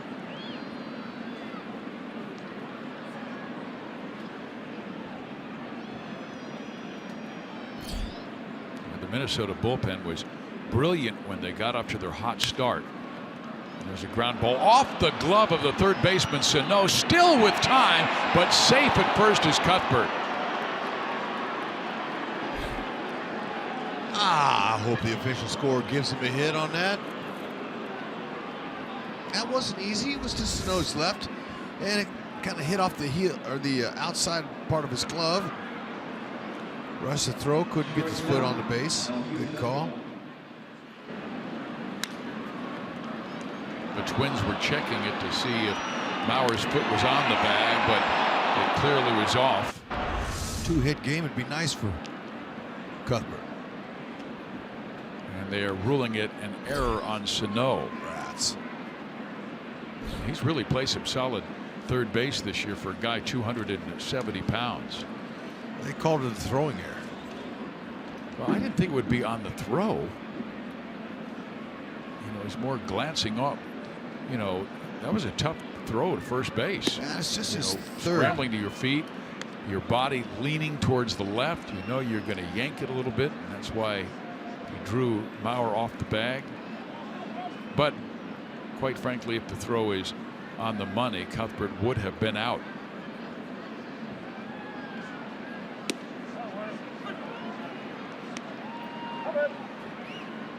Kansas City getting their bullpen ready. Matt Strom.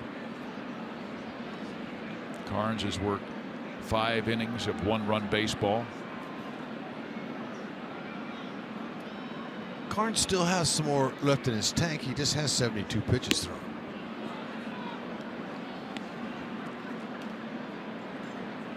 You've got the switch hitter Grossman coming up, then the lefty Mauer, then the righty Sano in the bottom half of inning number 6. Escobar has popped up twice and grounded out.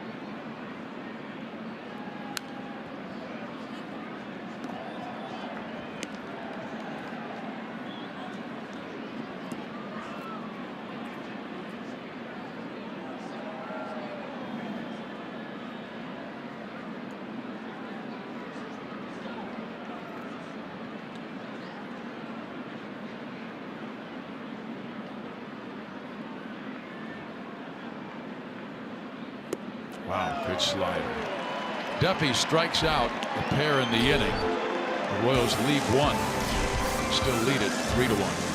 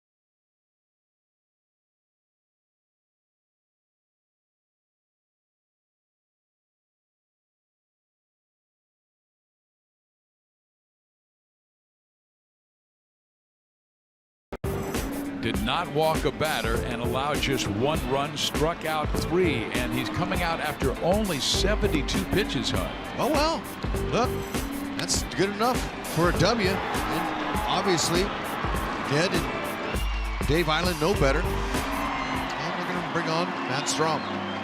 This is our Chevy call to the bullpen. He has a 6.57 ERA, but it's been going down as Strom labored early, was sent down to the minor leagues, brought back up.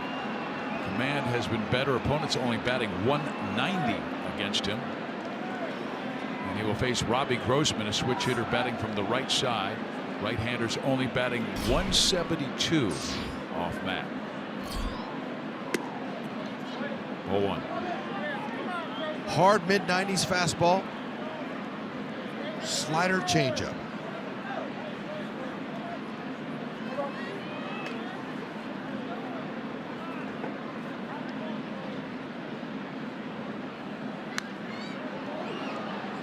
Boy, when Salvi directed the throw to be low, he had his glove on the ground.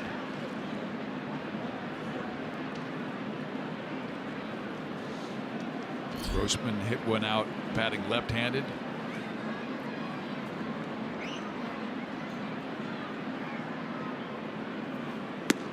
Staying with the fastball, you can see how Perez giving the low target.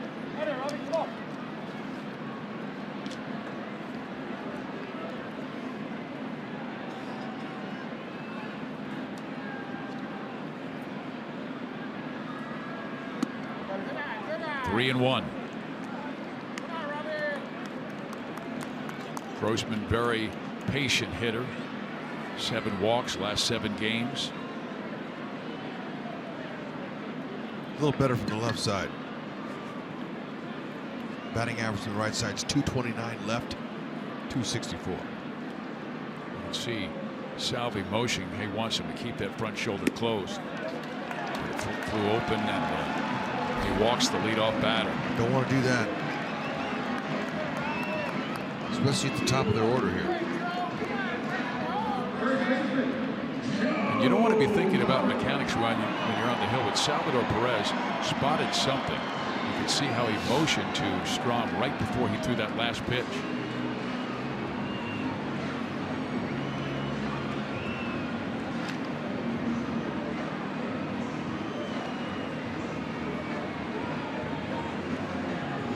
Every time the Royals turn a double play, the next day McDouble sandwiches are only $1 at participating McDonald's in the greater Kansas City, St. Joseph, and Lawrence locations. So keep her down, Matt. And he does there and dots the outside corner to Joe Mauer. Now he'd love double play.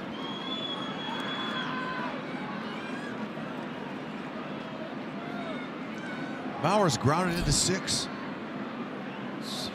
That leads the team.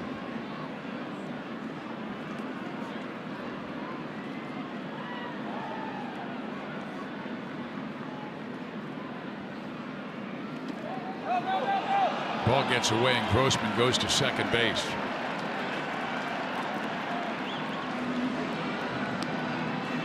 He missed by a lot there.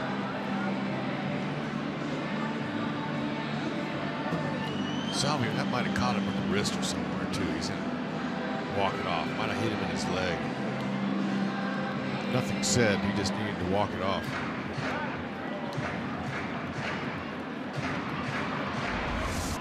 Let's see. I mean, he bounced this one. Oh, yeah.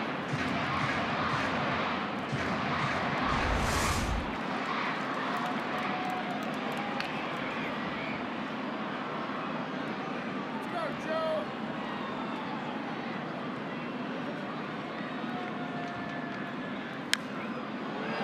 One and 2. Now he's been mainly fastballs to the first 2 batters he's faced, Robbie Grossman and Joe Mauer. To break in that slider here, stay with the heat. Yeah, you know what? It's probably a good chance that I might stay with the fastball. He's going to pepper you to left field anyway. Locane, Alex, they know he hits the ball that direction. Sweep the slider, keep it away. It is the slider, and it's hit to Kane in center field. not what Bauer wanted. If anything, you want to make it productive out and pull the ball. Strong made a good pitch on it. Location is everything for a pitcher. Where is he located? And that ball had a good break to it. It's down and off the plate. Be careful here. Yeah. Last year, Strom dominated right-handed batters like Sano. They only hit 118 off him. It was the left-handers who hit well off of him, 292.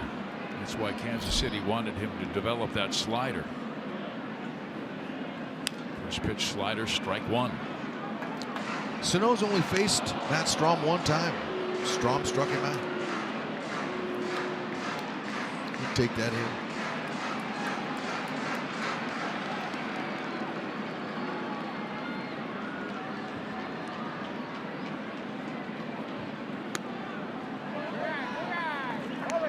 Sano does have a good eye. He leads the team in walks with 28. Grossman at second.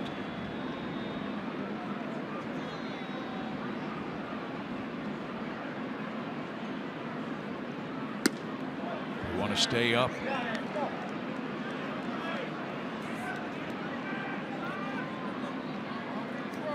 Miguel singled his first time up, but was thrown out at the plate when he tried to score from first base on the double by Max Kepler.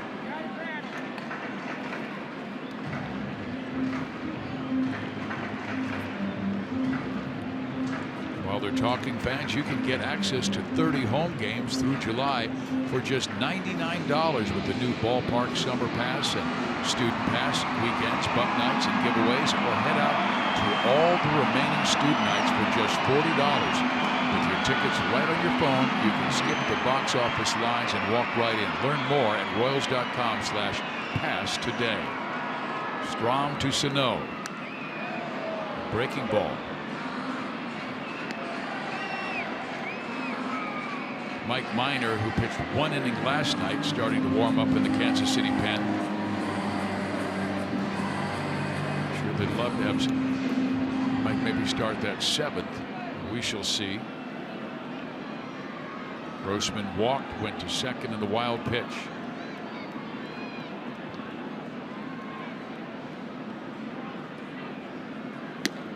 He's had more trouble controlling the fastball than the breaking ball. Doesn't throw too many changeups that often, but that's the pitch he'll use to a righty. Hello. Cool night in Minnesota. Stay warm.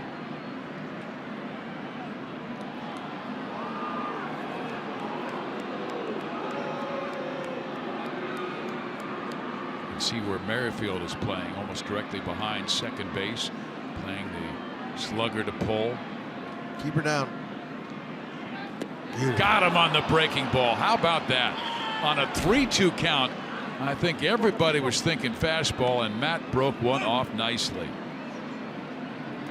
Location, location. Everything's about it. And you tricked him. Good pitch.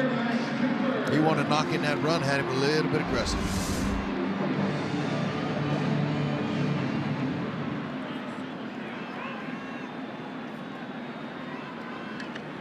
Now Kepler. He's doubled and popped up. Strike one.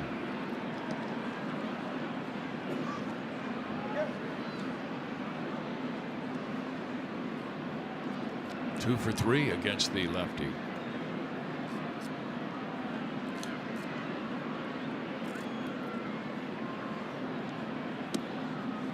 Just barely low.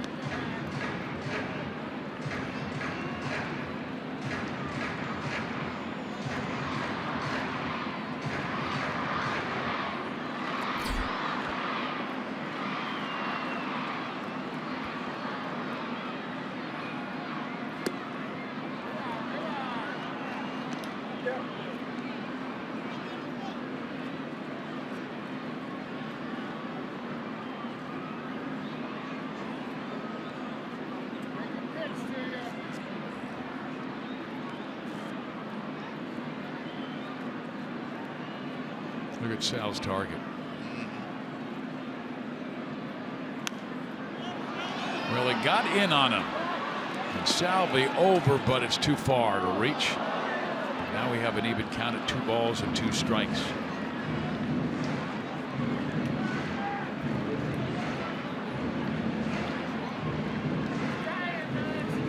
Sal wanted that on the outside corner. You saw him lift his glove right at the last moment, go outside corner. Yeah, anything. And it came in. If it hangs up middle in, you know he can hit it.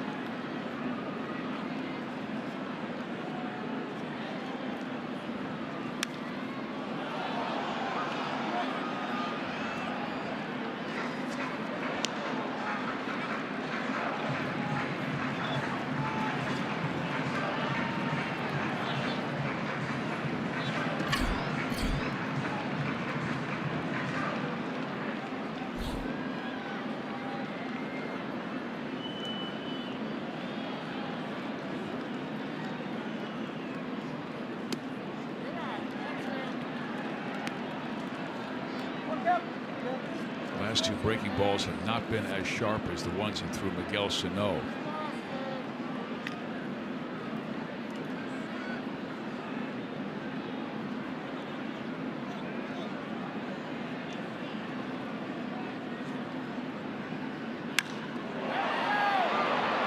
Kane chasing it. Kane there for the catch. Strom did his job with a shutout 6th inning. The Royals take a 3-1 lead with Kane, Hosmer, and Perez coming up.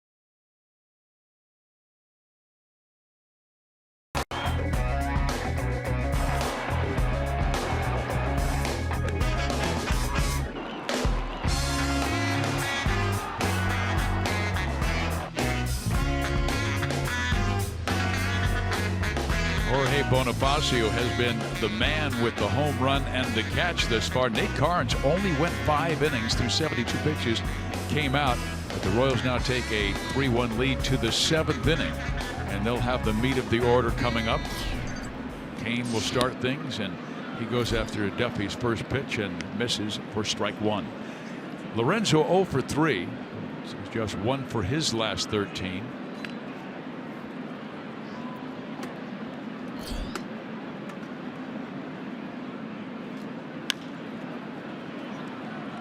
Polanco better hurry. Ooh. Just barely got Kane, who's always hustling down that line. Yeah, I like it. Good hustle. Haas, 3 for 3, raking, going to the opposite field. That's exactly what you do to get your average. I mean, that pitch was a foot outside. That one went with the outside pitch as well. Good play by Rosario to keep it from a double. Oh, I lied. He did pull one. Found a hole, though. That's the main thing. Stay hot. was a good breaking ball there. And looked like Hosmer was expecting first pitch fastball. Breakers working good for Duffy tonight. Hosmer's lifted that average over 300 at 303. That'd be Tyler Duffy. 2-2, Dozier. 2 out. Let's go to Joel. All right, Fizz, time for the Unlimited Baseball Break, brought to you by T-Mobile. And around the league, Jacob deGrom tonight, 7 shutout innings. Big Joey Gallo, we saw his power earlier in the year going deep. And Evan Longoria, who did not play well against the Royals, just fine against the Yankees, 3 for 4, a double and a couple of runs scored. Busy weekend of baseball in the majors. We'll keep you up to date on it all weekend long. Yeah, I've got to believe that the Yankees got to Tampa before we did, because we saw their plane leave and ours had trouble getting to the airport. By the time we laid our heads down on the pillow, it was 4 a.m. here in Minneapolis. Oh, well. Yeah. Got all day to sleep. Beautiful thing. Well, as you told me, baseball players sleep in November. That's right. And most of the day. If you're over 30, you stay in bed all day. It's a lot of work. You know what? Even if you don't play, you still got to go out for batting practice, running, hitting. You know, it's a lot of work now. Yeah. I know a lot of men like to have done it. Yep. Women too. Well, Duffy has been sharp in his 2 innings of work. He's doing exactly what Molitor wants him to do. Don't let him have any more runs. Hold him right there. Their bullpen was flat horrible last year, a 4.6 earned run average, last in all of baseball. And their starters were even worse at 5.3, and that's why they lost 103 games. That was after finishing second to the Royals in 2015. Look at that, man. He has been tough. 3 strikeouts for Duffy in his 2 innings of work.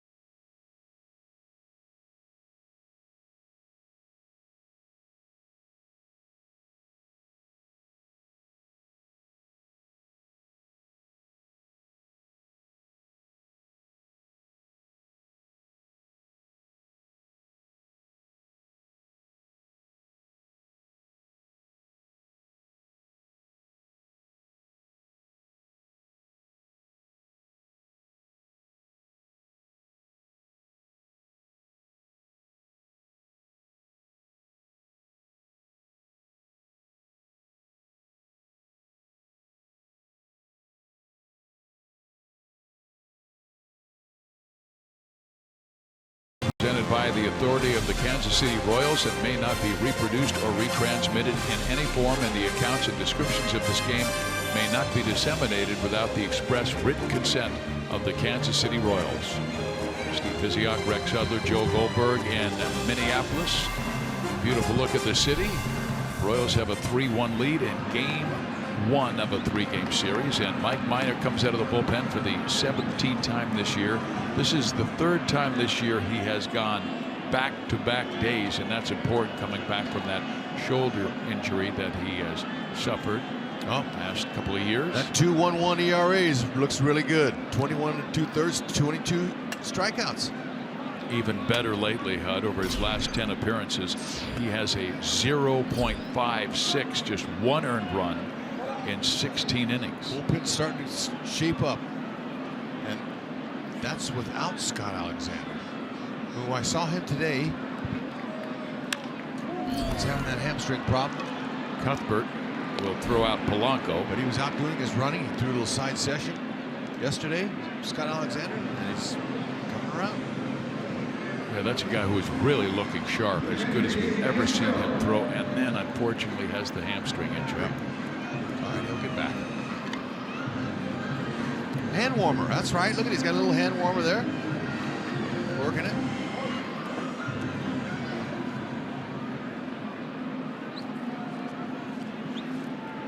Castro 0 for 2, twice his flied out with runners in scoring position. Minor's been really tough on left-handers. He ranks 10th in the American League, holding lefties to a 161 average. They have just 5 hits in 31 times facing him. That nice little yacker right to that curve.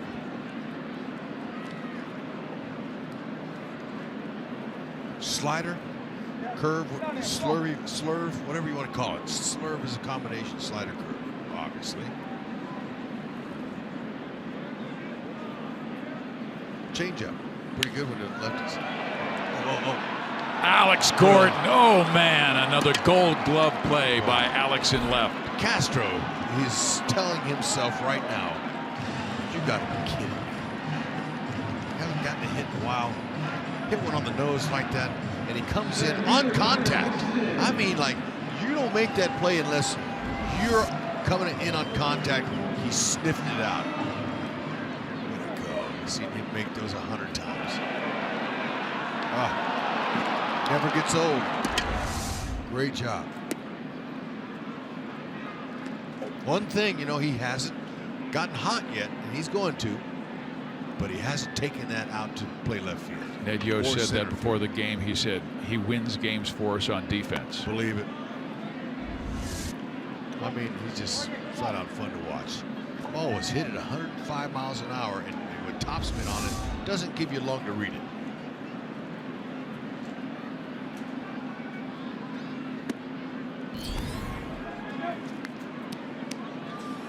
Buxton 0 for 2, struck out, popped up. Get back in the count. Don't give him any free rides, especially this guy here. He run.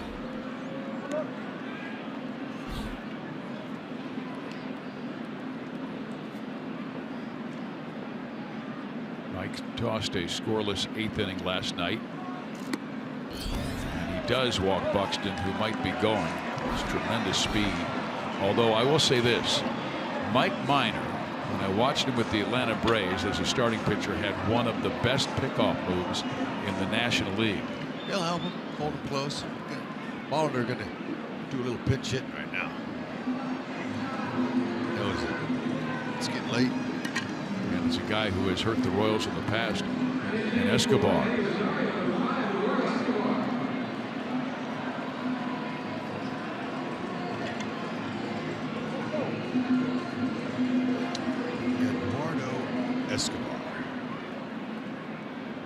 Four home runs in 23 games this year. Yeah, he's 1 for 2.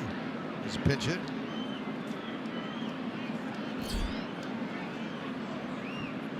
He might pick him off, yes. I'm with you. See if he.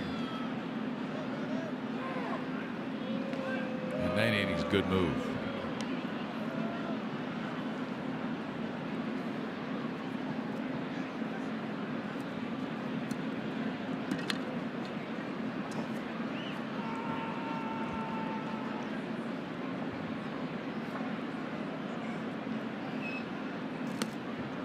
Strike 1.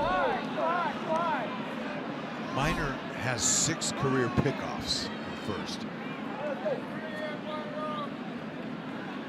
Yeah, not many ran on him. You really shorten your lead with that move.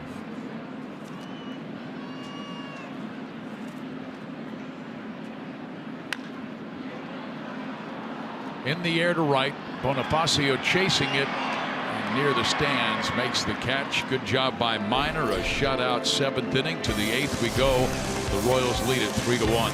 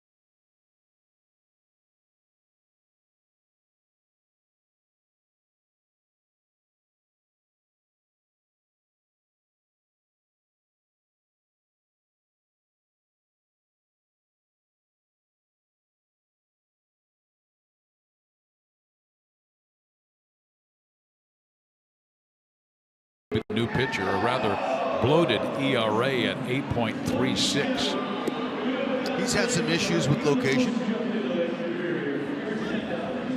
Big guy, 6'4", 230. He's got a low upper 90s fastball, slider, changeup. Eduardo Escobar will stay in the game to play left field. He's their Whit Merrifield on the Twins, where he can play just about every single position. And here is Jorge Bonifacio to lead things off in the 8th inning for Kansas City. He's been the hitting star of the night with our ram drive of the game. Oh, hip, hip, Jorge. That was beautiful. That got him. A nice little cushion they've been able to hold so far. Very good, easy swing, and hits his 3rd homer. Hey, you know, Fizz, I ran into a lot of fans here. About one of them, his name is Scott Hand. He said, Hud, my grandma Betty Janosek is in Ellsworth, Kansas. She's 91 and she's trying to recover from pneumonia. Would you give her a little love? And I said, absolutely. Get well, Betty. We'll see you out at the K. First base up, Bill Miller said that Bonifacio went, and the count is now 0-2.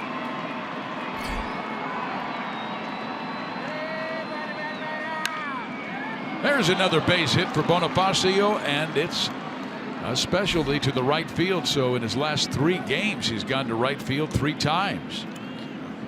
I like it. He's looking good. Even when he's fouling balls off, he's short, he's compact. I love the foot. Look at that. Does no movement. He's under total control. Great head position right there. He's able to whack that ball to right field with no trouble at all with those sound mechanics. Now Soler. Strike.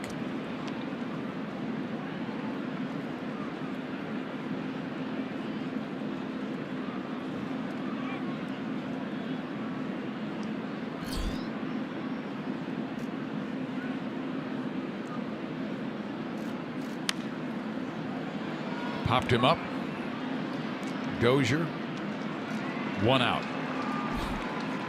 MLB.com at bat is your #1 mobile app for live Royals baseball. Customize at bat to stay close to the Royals with home screen icons, live scores, news, stats, video highlights, radio broadcasts, and more. Download MLB.com at bat today to stay connected to the Royals all season long. Well, here is Merrifield, who has been on twice with a fielder's choice in a single, scored a run.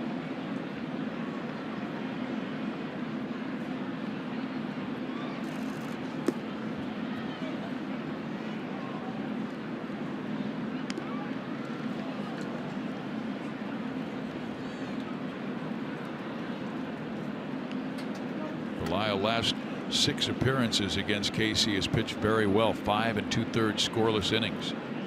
That time they were sending Bonifacio and Witt trying to hit it to right field, and when he left the batter's box after the swing, he was mad at himself. Well, sure. I mean, that was a good pitch to do it on. And Whitley's a kind of guy that can do that little hit and run. Hit the ball on the ground, get that runner to third base with less than 2 outs. Ideal time with 1 out.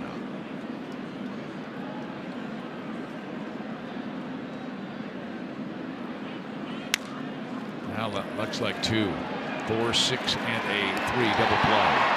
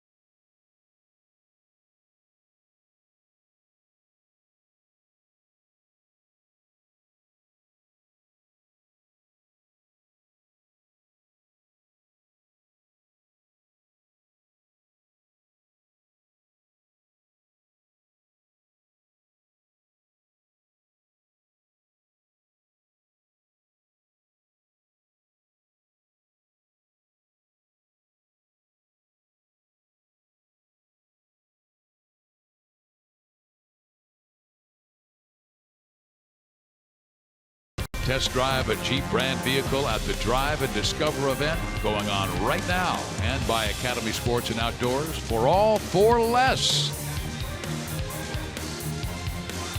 On a chilly night in Minneapolis, Minnesota, the Royals have kept the Twins offense quiet.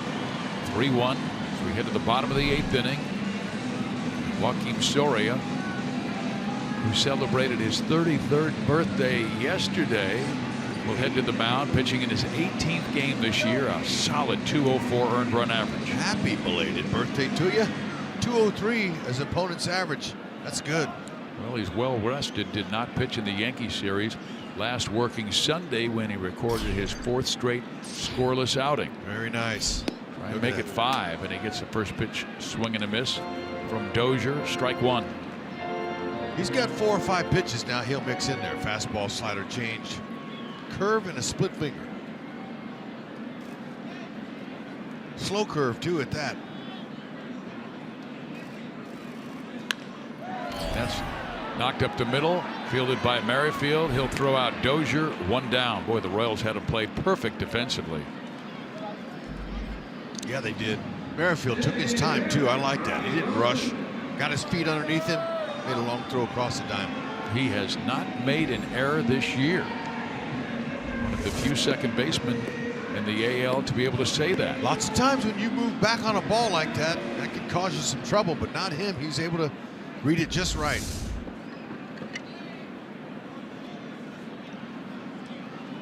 Now Grossman back in the left side, responsible for the 1 Minnesota run.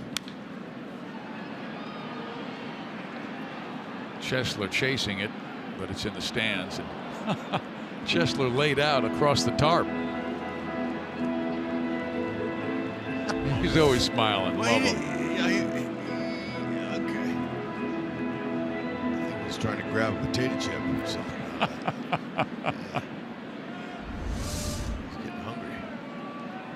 I met a buddy of his the other day who took a broadcast booth visit from Corn Island, Nicaragua, where Chesler hails from. Come on, really? Yeah. Chesler says it's not lobster season right now, but his dad's getting the boat ready. Well, he didn't come in our booth. That's over there in radio you were, right? Yep. That's more popular. The Hall of Famers over there.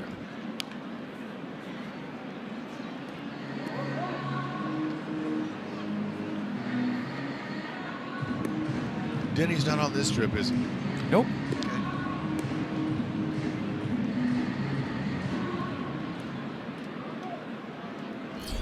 Sorry has Grossman down in the count 0-2. It's a lot of strikeouts on that split. That may have been it right there.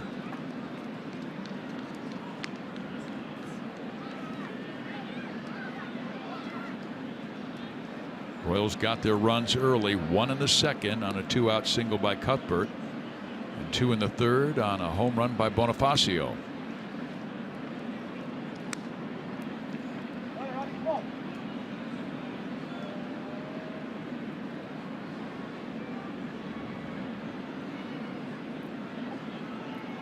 Last road trip was a short one. The Royals took 3 of 4 in Tampa, St. Pete.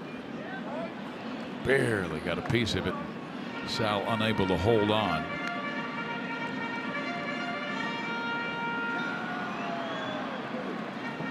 We have 3 here in Minnesota, hopefully, and then 4 in New York, then 3 in Cleveland before we come back home for a Labor Day game, or excuse me, Memorial Day game on Monday the 29th. To the right side and into right field, so Grossman on for the 3rd time.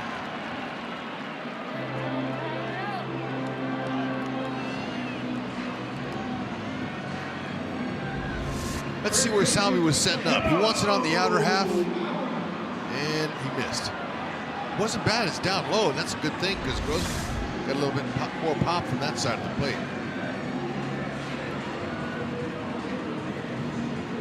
Well, Joe's had a lot of success against Joaquin. But Joe hasn't had much success against Kansas City lately. He has just 3 hits in his last 41 times up against the Royals and still has a .315 career average against his ball club. Sorry, trying to work down and away, induce that double play. That's right. Put him in the lane.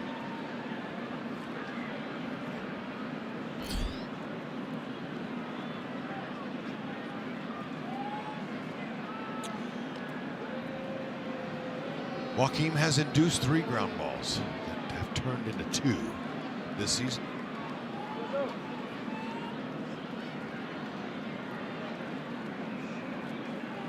Joe has hit into 6 double plays.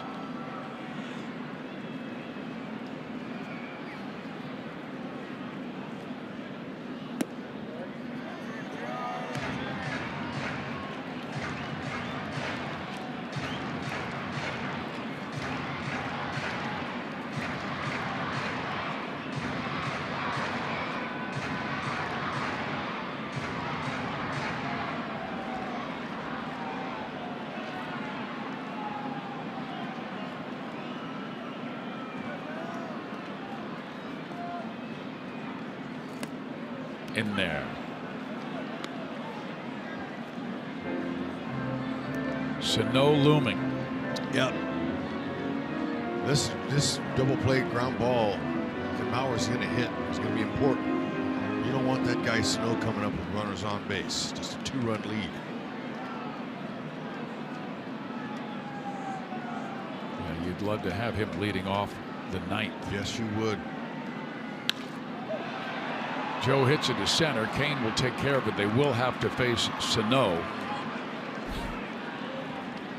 Joaquin gets the important 2nd out. Just put him on. Why would you even mess with him? Why would you let him beat you? Oh, I don't want to put on the No?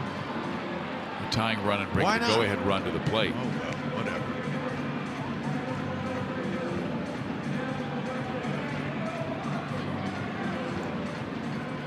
Don't want him to beat you. Of course, Nope. you can't hear. He can tie it up.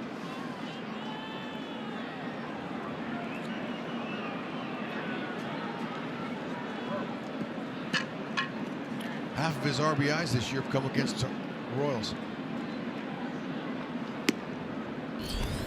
Cooper down and away. That's right. Hit your spot. Location. Royals bullpen doing a nice job thus far tonight. Shutout 6th by Strom. Shutout 7th by Minor. 2 out, 1 on. Soria versus Sano. Well, he seemed fooled on that fastball. Snuck it by him, didn't he?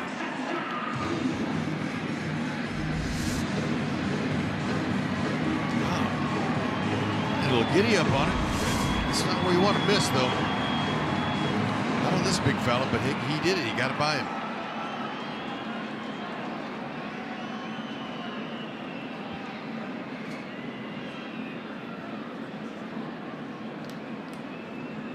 Want to stay down and in. Barely misses. Well, he's got power to all fields. We've seen his homers go to right field, center field, left.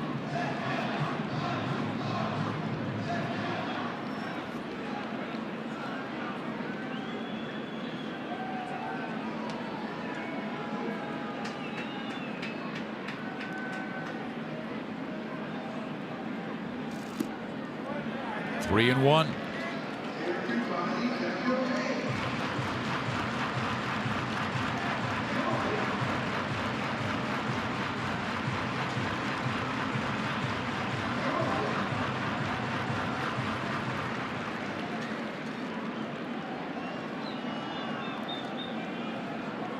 Look at that. They're not giving in. Well, wait a second. Yeah. Soria's going to go off speed again. There's a ground ball past Cuthbert into left field.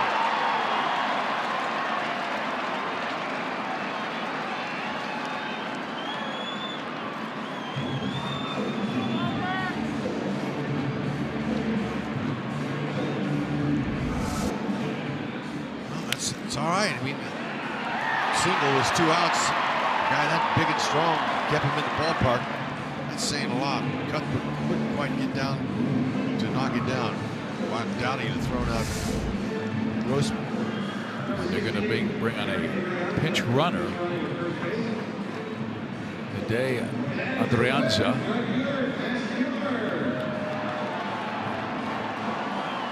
Just in case a ball is struck in the gap, they could tie the game. That's why they brought on Adrianza. And Kepler, the batter, he is 1 for 3 in the game, and that was a double back in the 2nd inning. Strike one.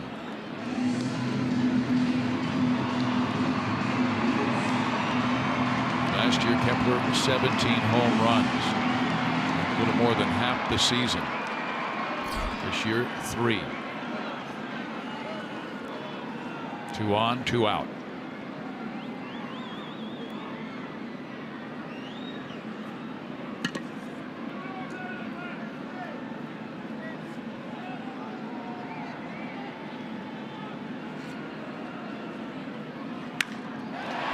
Shot to left field. On comes Gordon. I got it again. He makes another brilliant catch. Oh, man. On contact, Fizz, I saw him come in. I knew that would have got him a run closer. He came in again. Oh, man. I didn't think he had a chance at it at all. Now, Paul Molitor wants to challenge, but that wasn't a trap, and Alex knew it from the get-go. That was nicer than the one he made earlier. Way better. I wanted to make sure for the umpire, because the umpire was sprinting out there, and he finally ruled it's a catch. Call the cops. He robbed another one. Yes.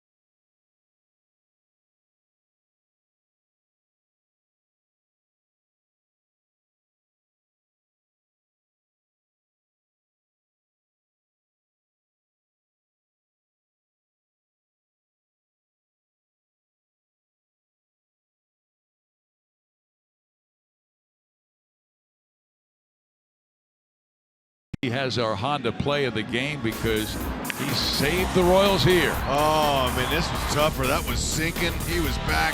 Oh, man, you know, you say he's one of the best. I'm saying he is the best. Well, 4 Gold Gloves say you are right, sir. And a platinum. Yep. Forget that. Oh, Superman. But those big moments when he comes up. Ball get hit hard, you know, for all intents and purposes, that's 10 out of 10 times he's going to drop in front of any other left fielder. And Soria, you know, it's like he's the happiest guy out there. Well, Hud, you talked about it earlier. You were mentioning Jimmy Edmonds, not the fastest guy out there, but he always made the plays. Alex Gordon, great first step. Now, he is behind that, misjudges it, and the ball bounces. It's a tie game. Yep. So when you commit like that, you better hope like heck you catch it, and he did. Adrianza is the new third baseman, so no more Sano. Ari is how you pronounce his first name. Ari? No, it's Ade. Ade. My Yeah. bad. I'm looking at it here. It's spelled phonetically. That's what, I'm just going with what Corey Provis, who's the Twins radio broadcaster, told me. Okie dokie.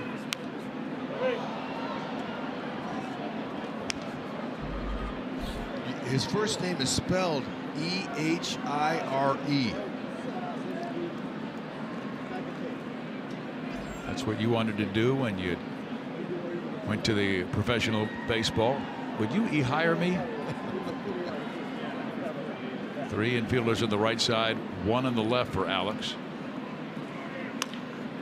Pulls it to the right side, right to the second baseman, Dozier. Alex is out number 1, the 9th inning. Now Cuthbert, 1 for 3 in the game, a single that drove in a run back in the second.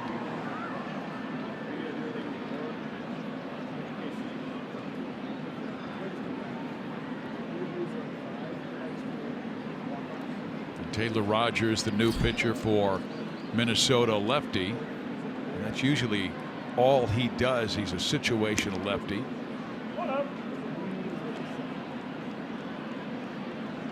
Lefties batting just 222. Right-handers like Cuthbert hitting 286. Nice. Fastball. Curve. Cuthbert to right field. Kepler there. 2 outs.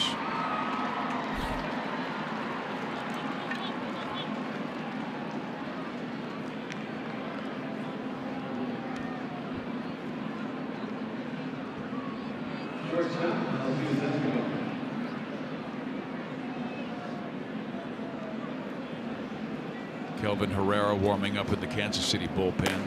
He worked that 9th inning last night in the Royals' 5-1 victory over the Yankees. Escobar up 0 for 4. And he hits it sharply, but right at Dozier. 3 up, 3 down. Herrera coming out.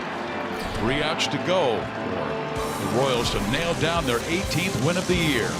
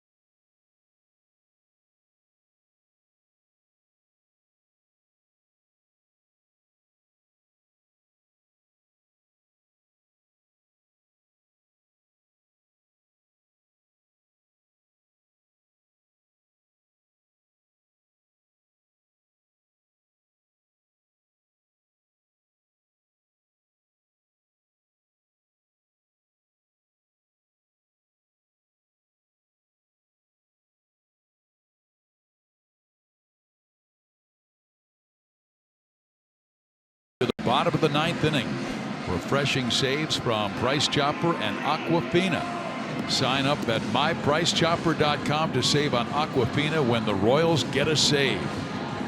Herrera was out there last night. It was not a save situation, but gave up 1 run. 1 run the Royals allowed in a 5-1 victory.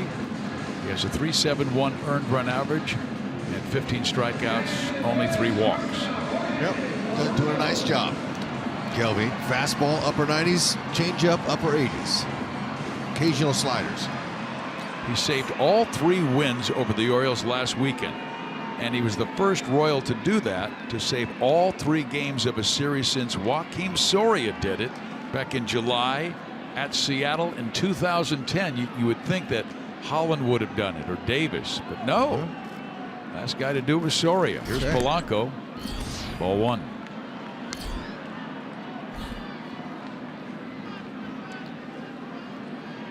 You got hitters 6, 7, and 8 coming up right now.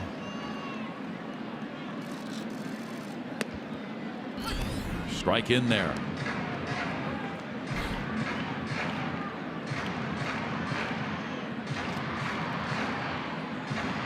When he goes back to back, Hud, he almost looks like he's better in the 2nd game. Yep, a lot of pitchers, those bullpen guys, they want to pitch every day. Get into a little groove. You know just how much to play catch with before the game. Just how many throws they want to make and how many to warm up. Save for the game.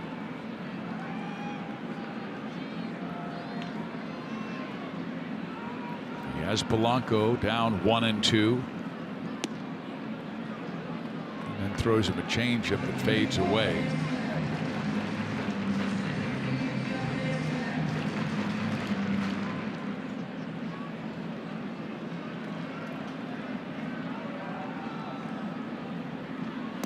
Struck him out. Great changeup. Let's go to Joel. We got a lot to talk about, guys, coming up on Boulevard Royals Live, and Kelvin Herrera attempting to close this one out. It began with Nate Carnes, who has had an incredible May so far. Carnes controlling the Twins, plus a Bonnie bomb. Jorge Bonifacio going deep.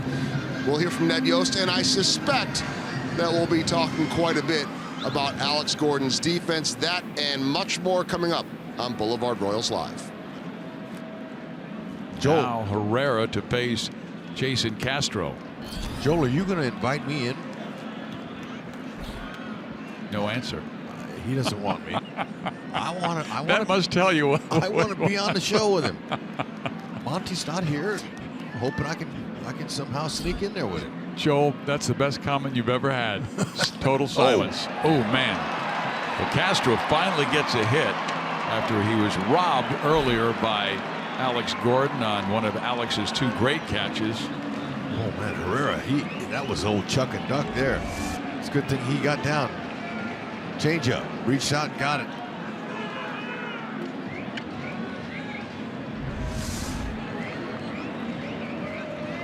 We'll see a pinch hitter here. It'll be Kenny Vargas for Byron Buxton.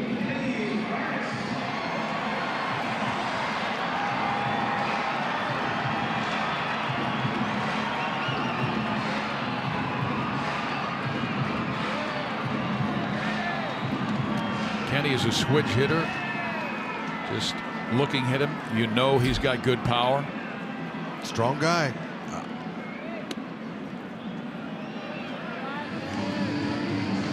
2 for 17 as a pinch hitter. Has 1 home run in this role.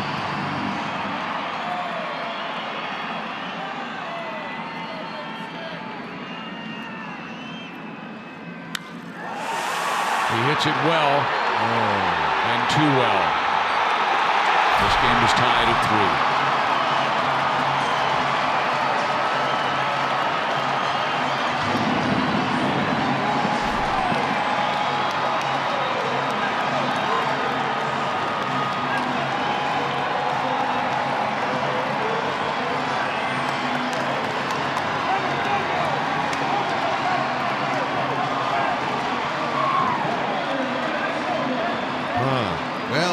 Sure exactly what this was, but if it's a changeup, that's not advised. It was not in a good spot.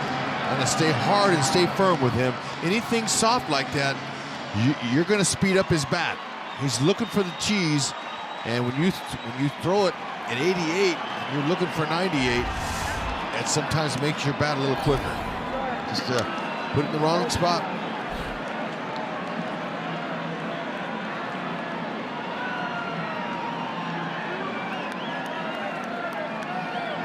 Now Escobar.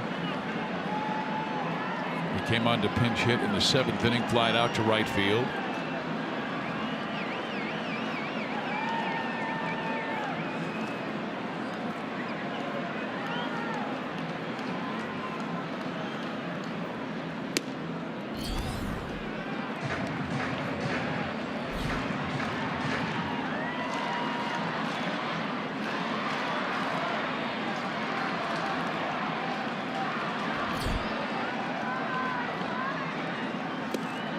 One and two. You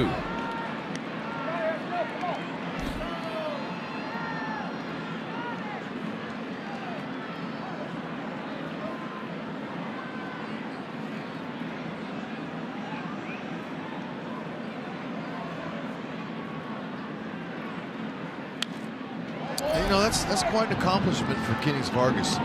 Come in off the bench cold, face the closer of Herrera's stature, and to take him deep like that to tie the game, that's really something. So now the Royals just need to close this out, get to the last 2 outs, and get this one to extra innings, because they'll have the heart of their order coming up if they can do that. They'll have Kane, Hosmer, and Perez. Left field, Alex. 2 out.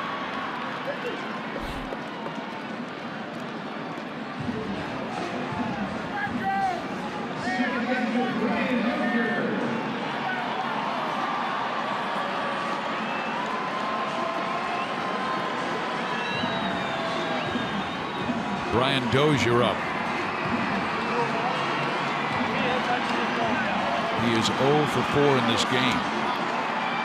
Strikeout twice, flying out, and grounding out.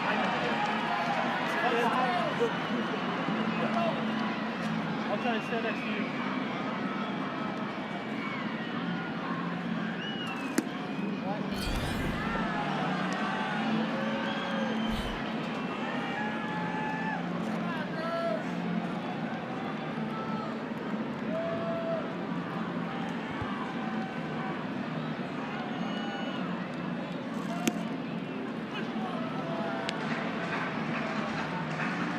Fastball, slider, first 2 pitches to Bryant.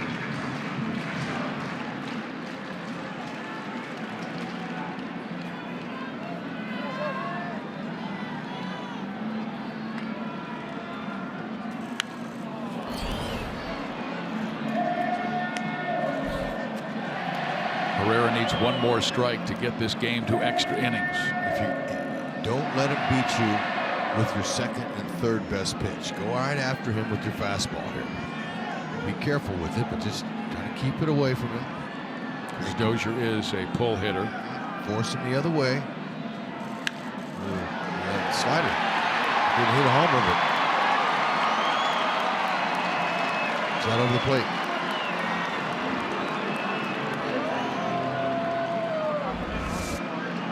Dave Island, asking for time, wants to go out and talk with Herrera. No, he's just not putting it where he wants to. No, not at all. I mean, usually he has tremendous command. Down on the outside corner.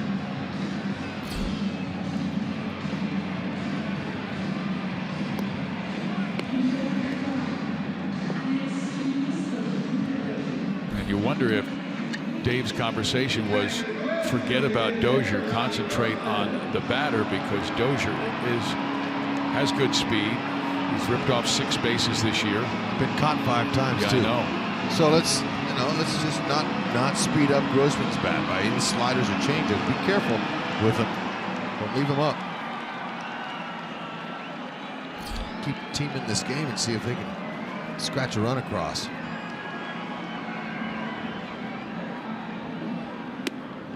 Orioles looking for their first win of the season against Minnesota. They've lost 5 straight.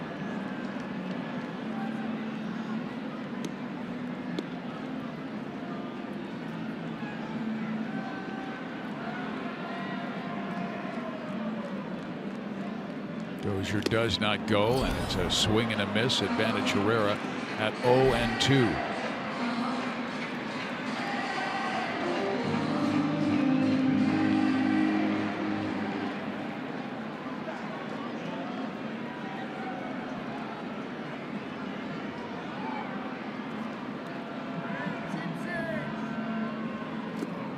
And he got him to chase an off-speed pitch in the dirt. That will do it, but the damage has been done as Vargas goes deep to tie the game.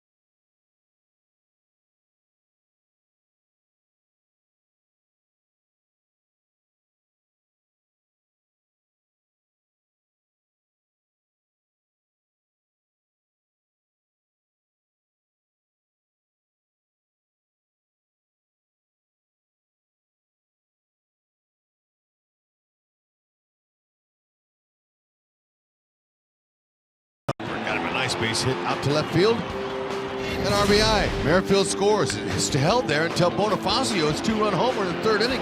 That was Jorge's third on the season. Excuse me, fourth. Fourth inning. There it was. Robbie Grossman got him right back on it. Grossman hit a home run, and now it's his third. Then Herrera left to pitch up. Kenny's Vargas pinch hitting, cold off the bench, ties it up. That's where we stand. So Vargas with the home run that ties it. Now we head to the 10th inning of play, and Brandon Kinsler, who is their closer, will pitch the 10th for Minnesota.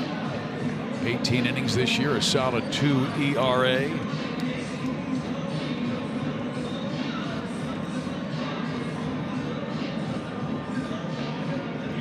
Kinsler's been really good for them this year, closing games. Robbie Grossman moves to right field.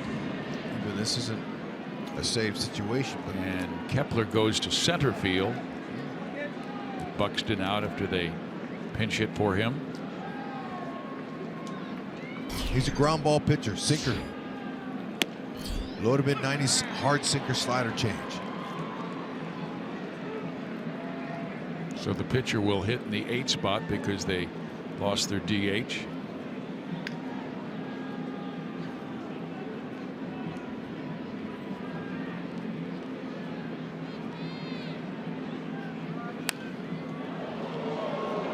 Lorenzo trying to get on for the first time. A pop up and 3 ground outs.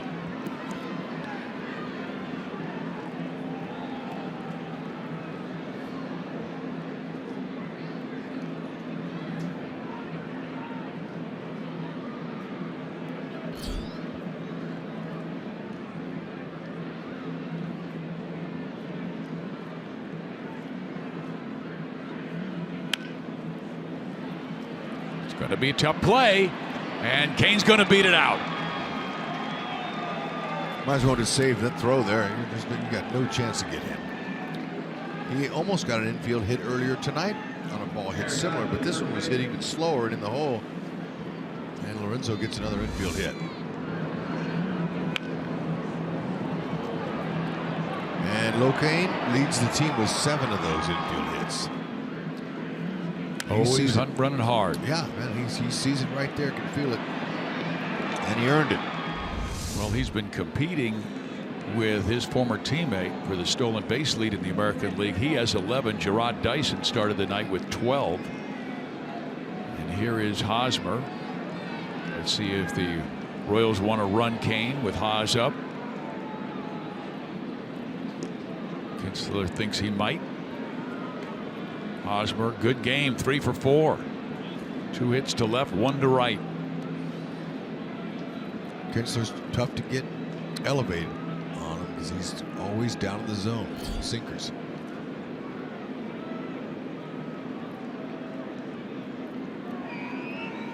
Wow, that's tight. Don't want to see that up there.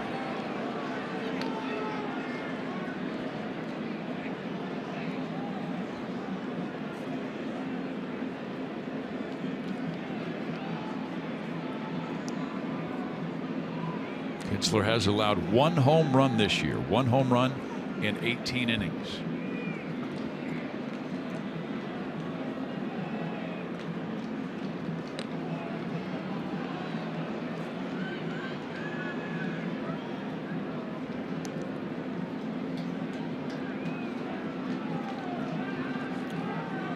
Castro's got good arm. Anything over 30 is great. Hosmer might see the fastball that he wants with that fast runner at first base.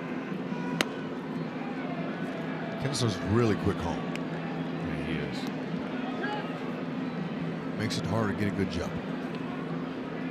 But if he stays with that fastball, Hosmer times it well. Royals could be back in front. He doesn't have to hit it out for that to happen either. He can go gap to gap, even maybe down the right field line.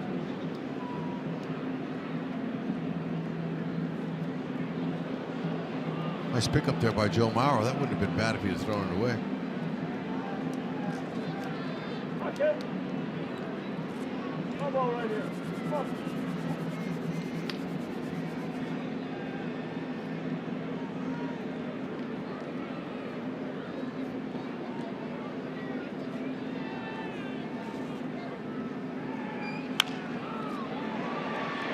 Nice play by the third baseman. They get 1. Man, oh man. I thought that might sneak through there, but didn't.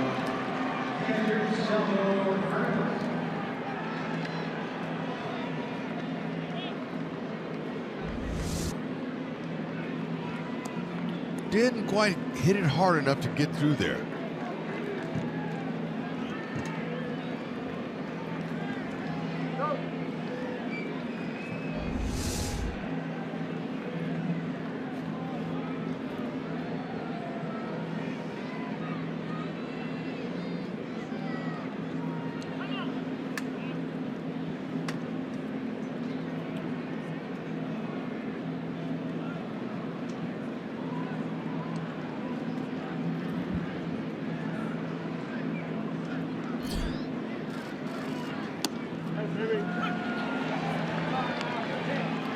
Sal thought that was inside.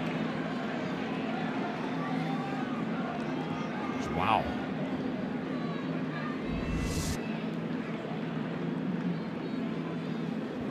Pocket caught some of the plate.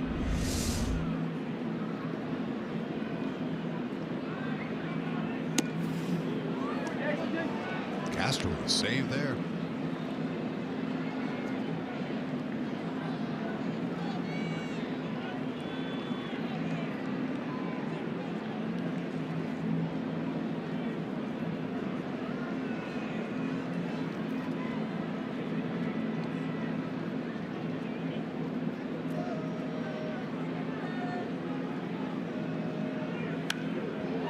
Good pitch on his hands.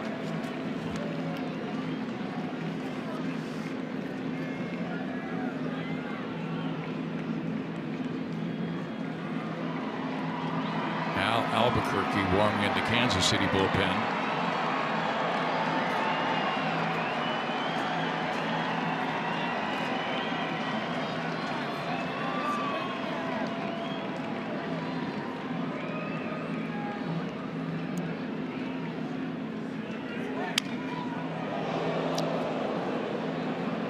goodness for the net. Almost got Joel. Joel's so cat quick, he would have gotten out of the way so fast. Career in extra innings. Selby knows what to do. Yeah, it's impressive.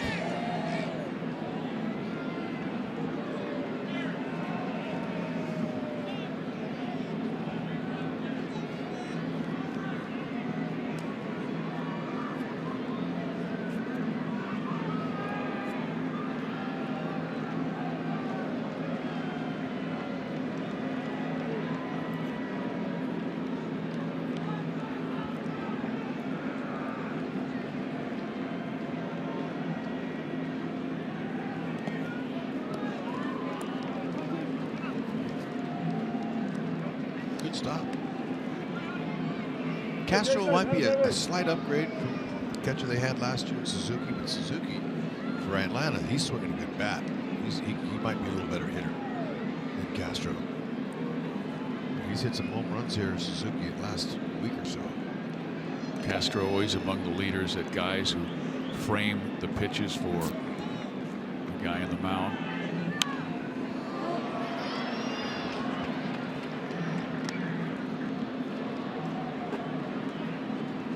Pretty good battle here between Perez and Kinsler.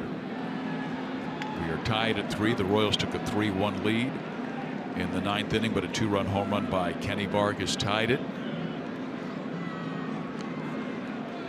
7th pitch coming. Make it 8 would be great. Right here. Get him. On his hands. Wow. I can't believe the bat's not broken. He's throwing the ball exactly where he wants to.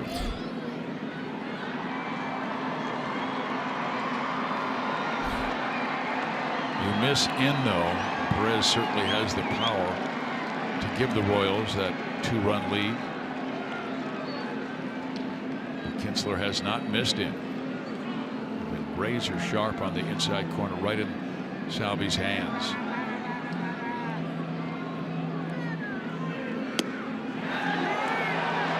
Three and 2. Salvi's eyeballing him. He's working. He's making him work, looking for a mistake. So you can see he's had to put anything in the middle of that box. Just stay out of that nitro zone, because Salvi he can launch here. Bonifacio waiting.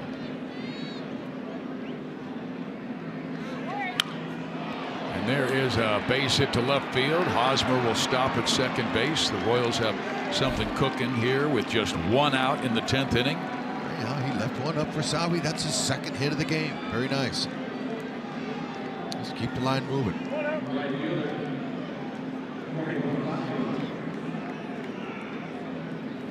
So the rookie, who has already had 3 quality plate appearances with an 8-pitch walk in the 2nd inning when he was down in the count 0-2, a 2-run home run in the 3rd, and a single to right field in the 8th.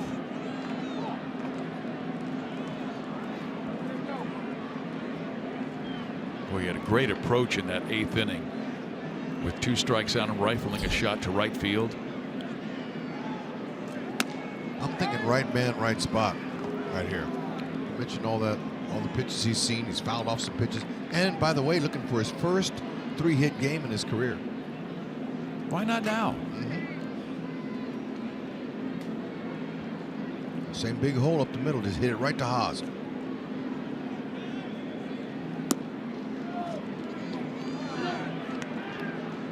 You don't have the great speed in center field anymore in Byron Buxton. Nope, Kepler had to move from right to center. You got multiple spots there up that middle. Kepler got a good arm out there and right. You know, Escobar and left, you know, not so. It is back up the middle, but they're going to get the double play. Oh, man.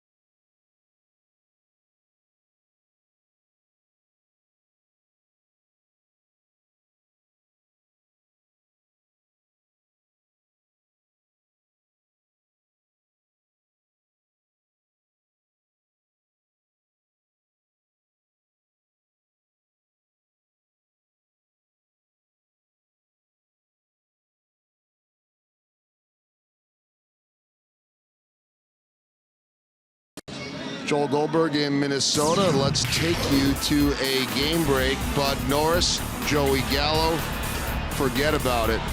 Absolutely crushed that one. The Texas Rangers have won 10 in a row. Now it is the Minnesota Twins trying to win 6 straight to begin this year against the Royals. Fizz?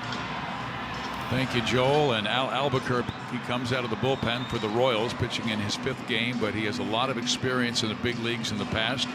4.5 ERA. Last time out, he retired all 3 hitters he faced in the 9th for his 2nd straight night on Wednesday.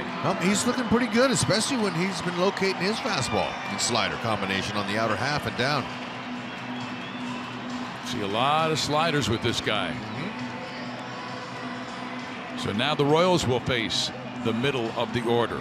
Joe Mauer, Miguel Sano, and Max Kepler. Or excuse me, Adriana. Because Sano was lifted for the pinch runner. Adriana will be batting after Joe.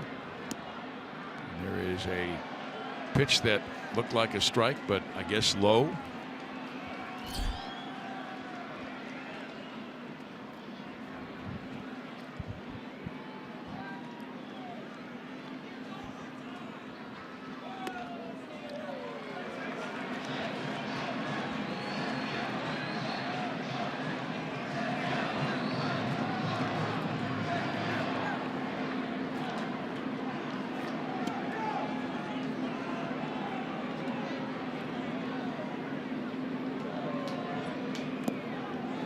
Three and 0.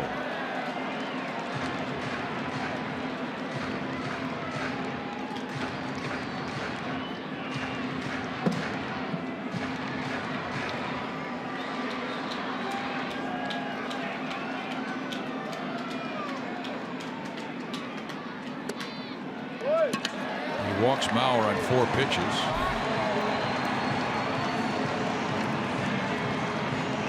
I didn't want to do that. Now you have Adrianza, who is a good bunter. He has yet to drop a sacrifice hit this year. And Paul Molitor has already used all of his pinch runners, so Mauer will have to run for himself. Here comes Dave Island for a visit, Albuquerque.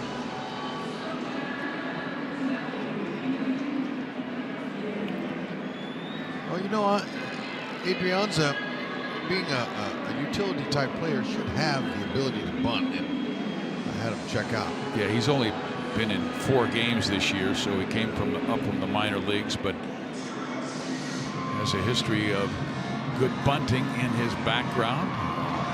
Give you the number of sacrifice hits he has in his young professional career. He has 9 in his professional career. Oh, you got it. Thank you.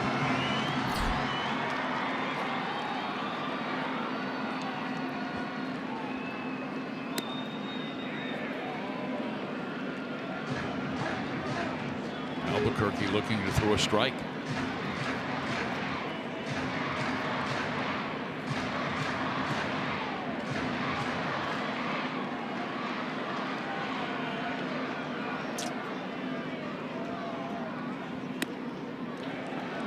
Six straight have missed.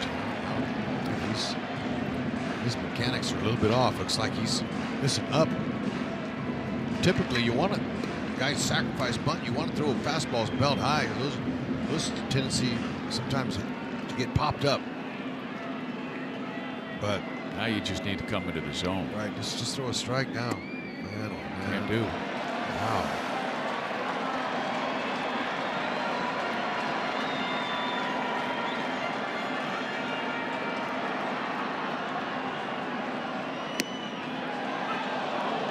Three and 1.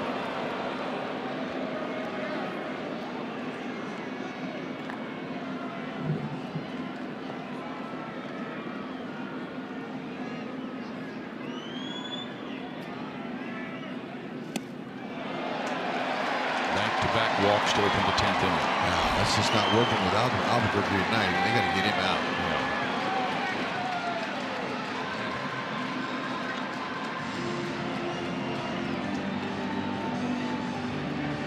watch Travis Wood, the lone left-hander the Royals have in their bullpen.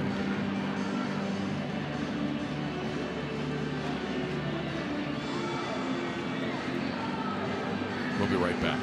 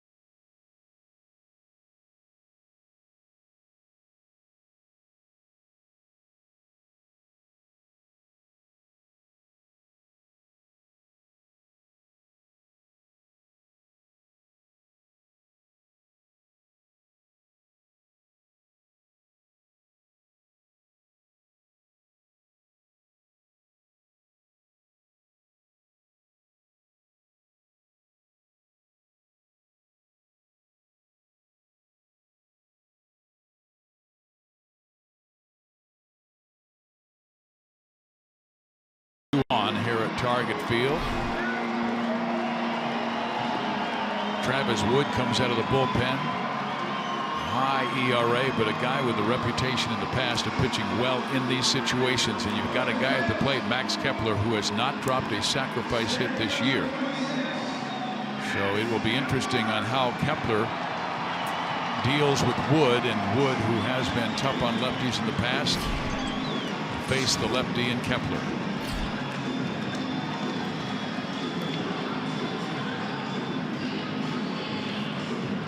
Well, we'll see him. Sometimes, you know, Molitor will ask a guy to do something. This would be a crucial situation for them. Nobody out.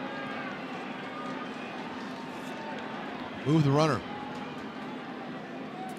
He has one sacrifice in his major league career and 6 in his professional career, and that is 8 years.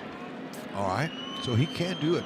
Woody did a nice job there of faking the throw to second base to see if he would commit to bunting. He didn't. Ball 1. Kepler has doubled, popped up twice, and been robbed of a hit on a tremendous catch by Alex Gordon in left that ended the 8th. Travis Wood got an 87 to 92 mile-an-hour fastball. Curve. Cutter, good kick. Caught the corner there. A little slider.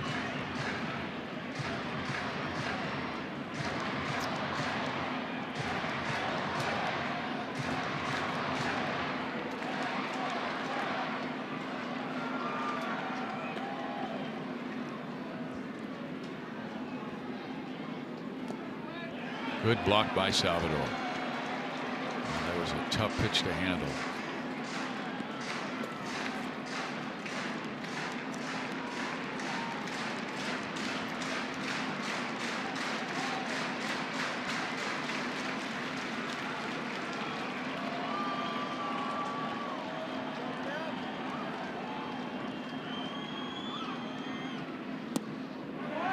Didn't get him to chase.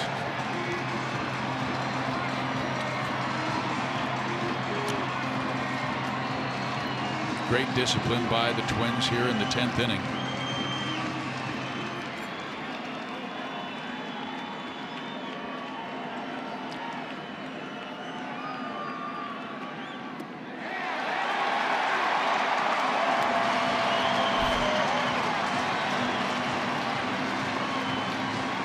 bases are loaded on 3 straight walks. 2 by Albuquerque, 1 by Wood. Yep, just don't want to gift wrap it and hand it to him here. It's not what you expected. Albuquerque couldn't throw 1 strike.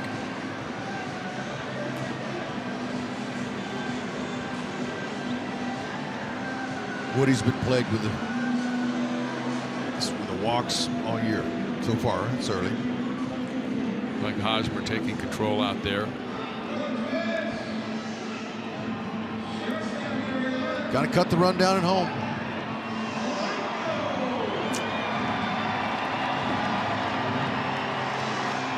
Everybody in. Yep.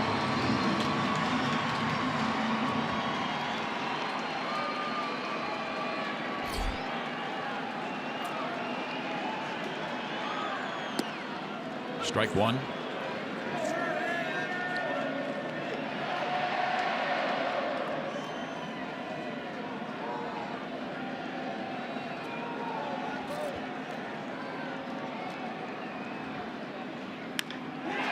Line to left. Gordon with the catch. Mauer's coming home. Throw to the plate. Not in time. Minnesota wins.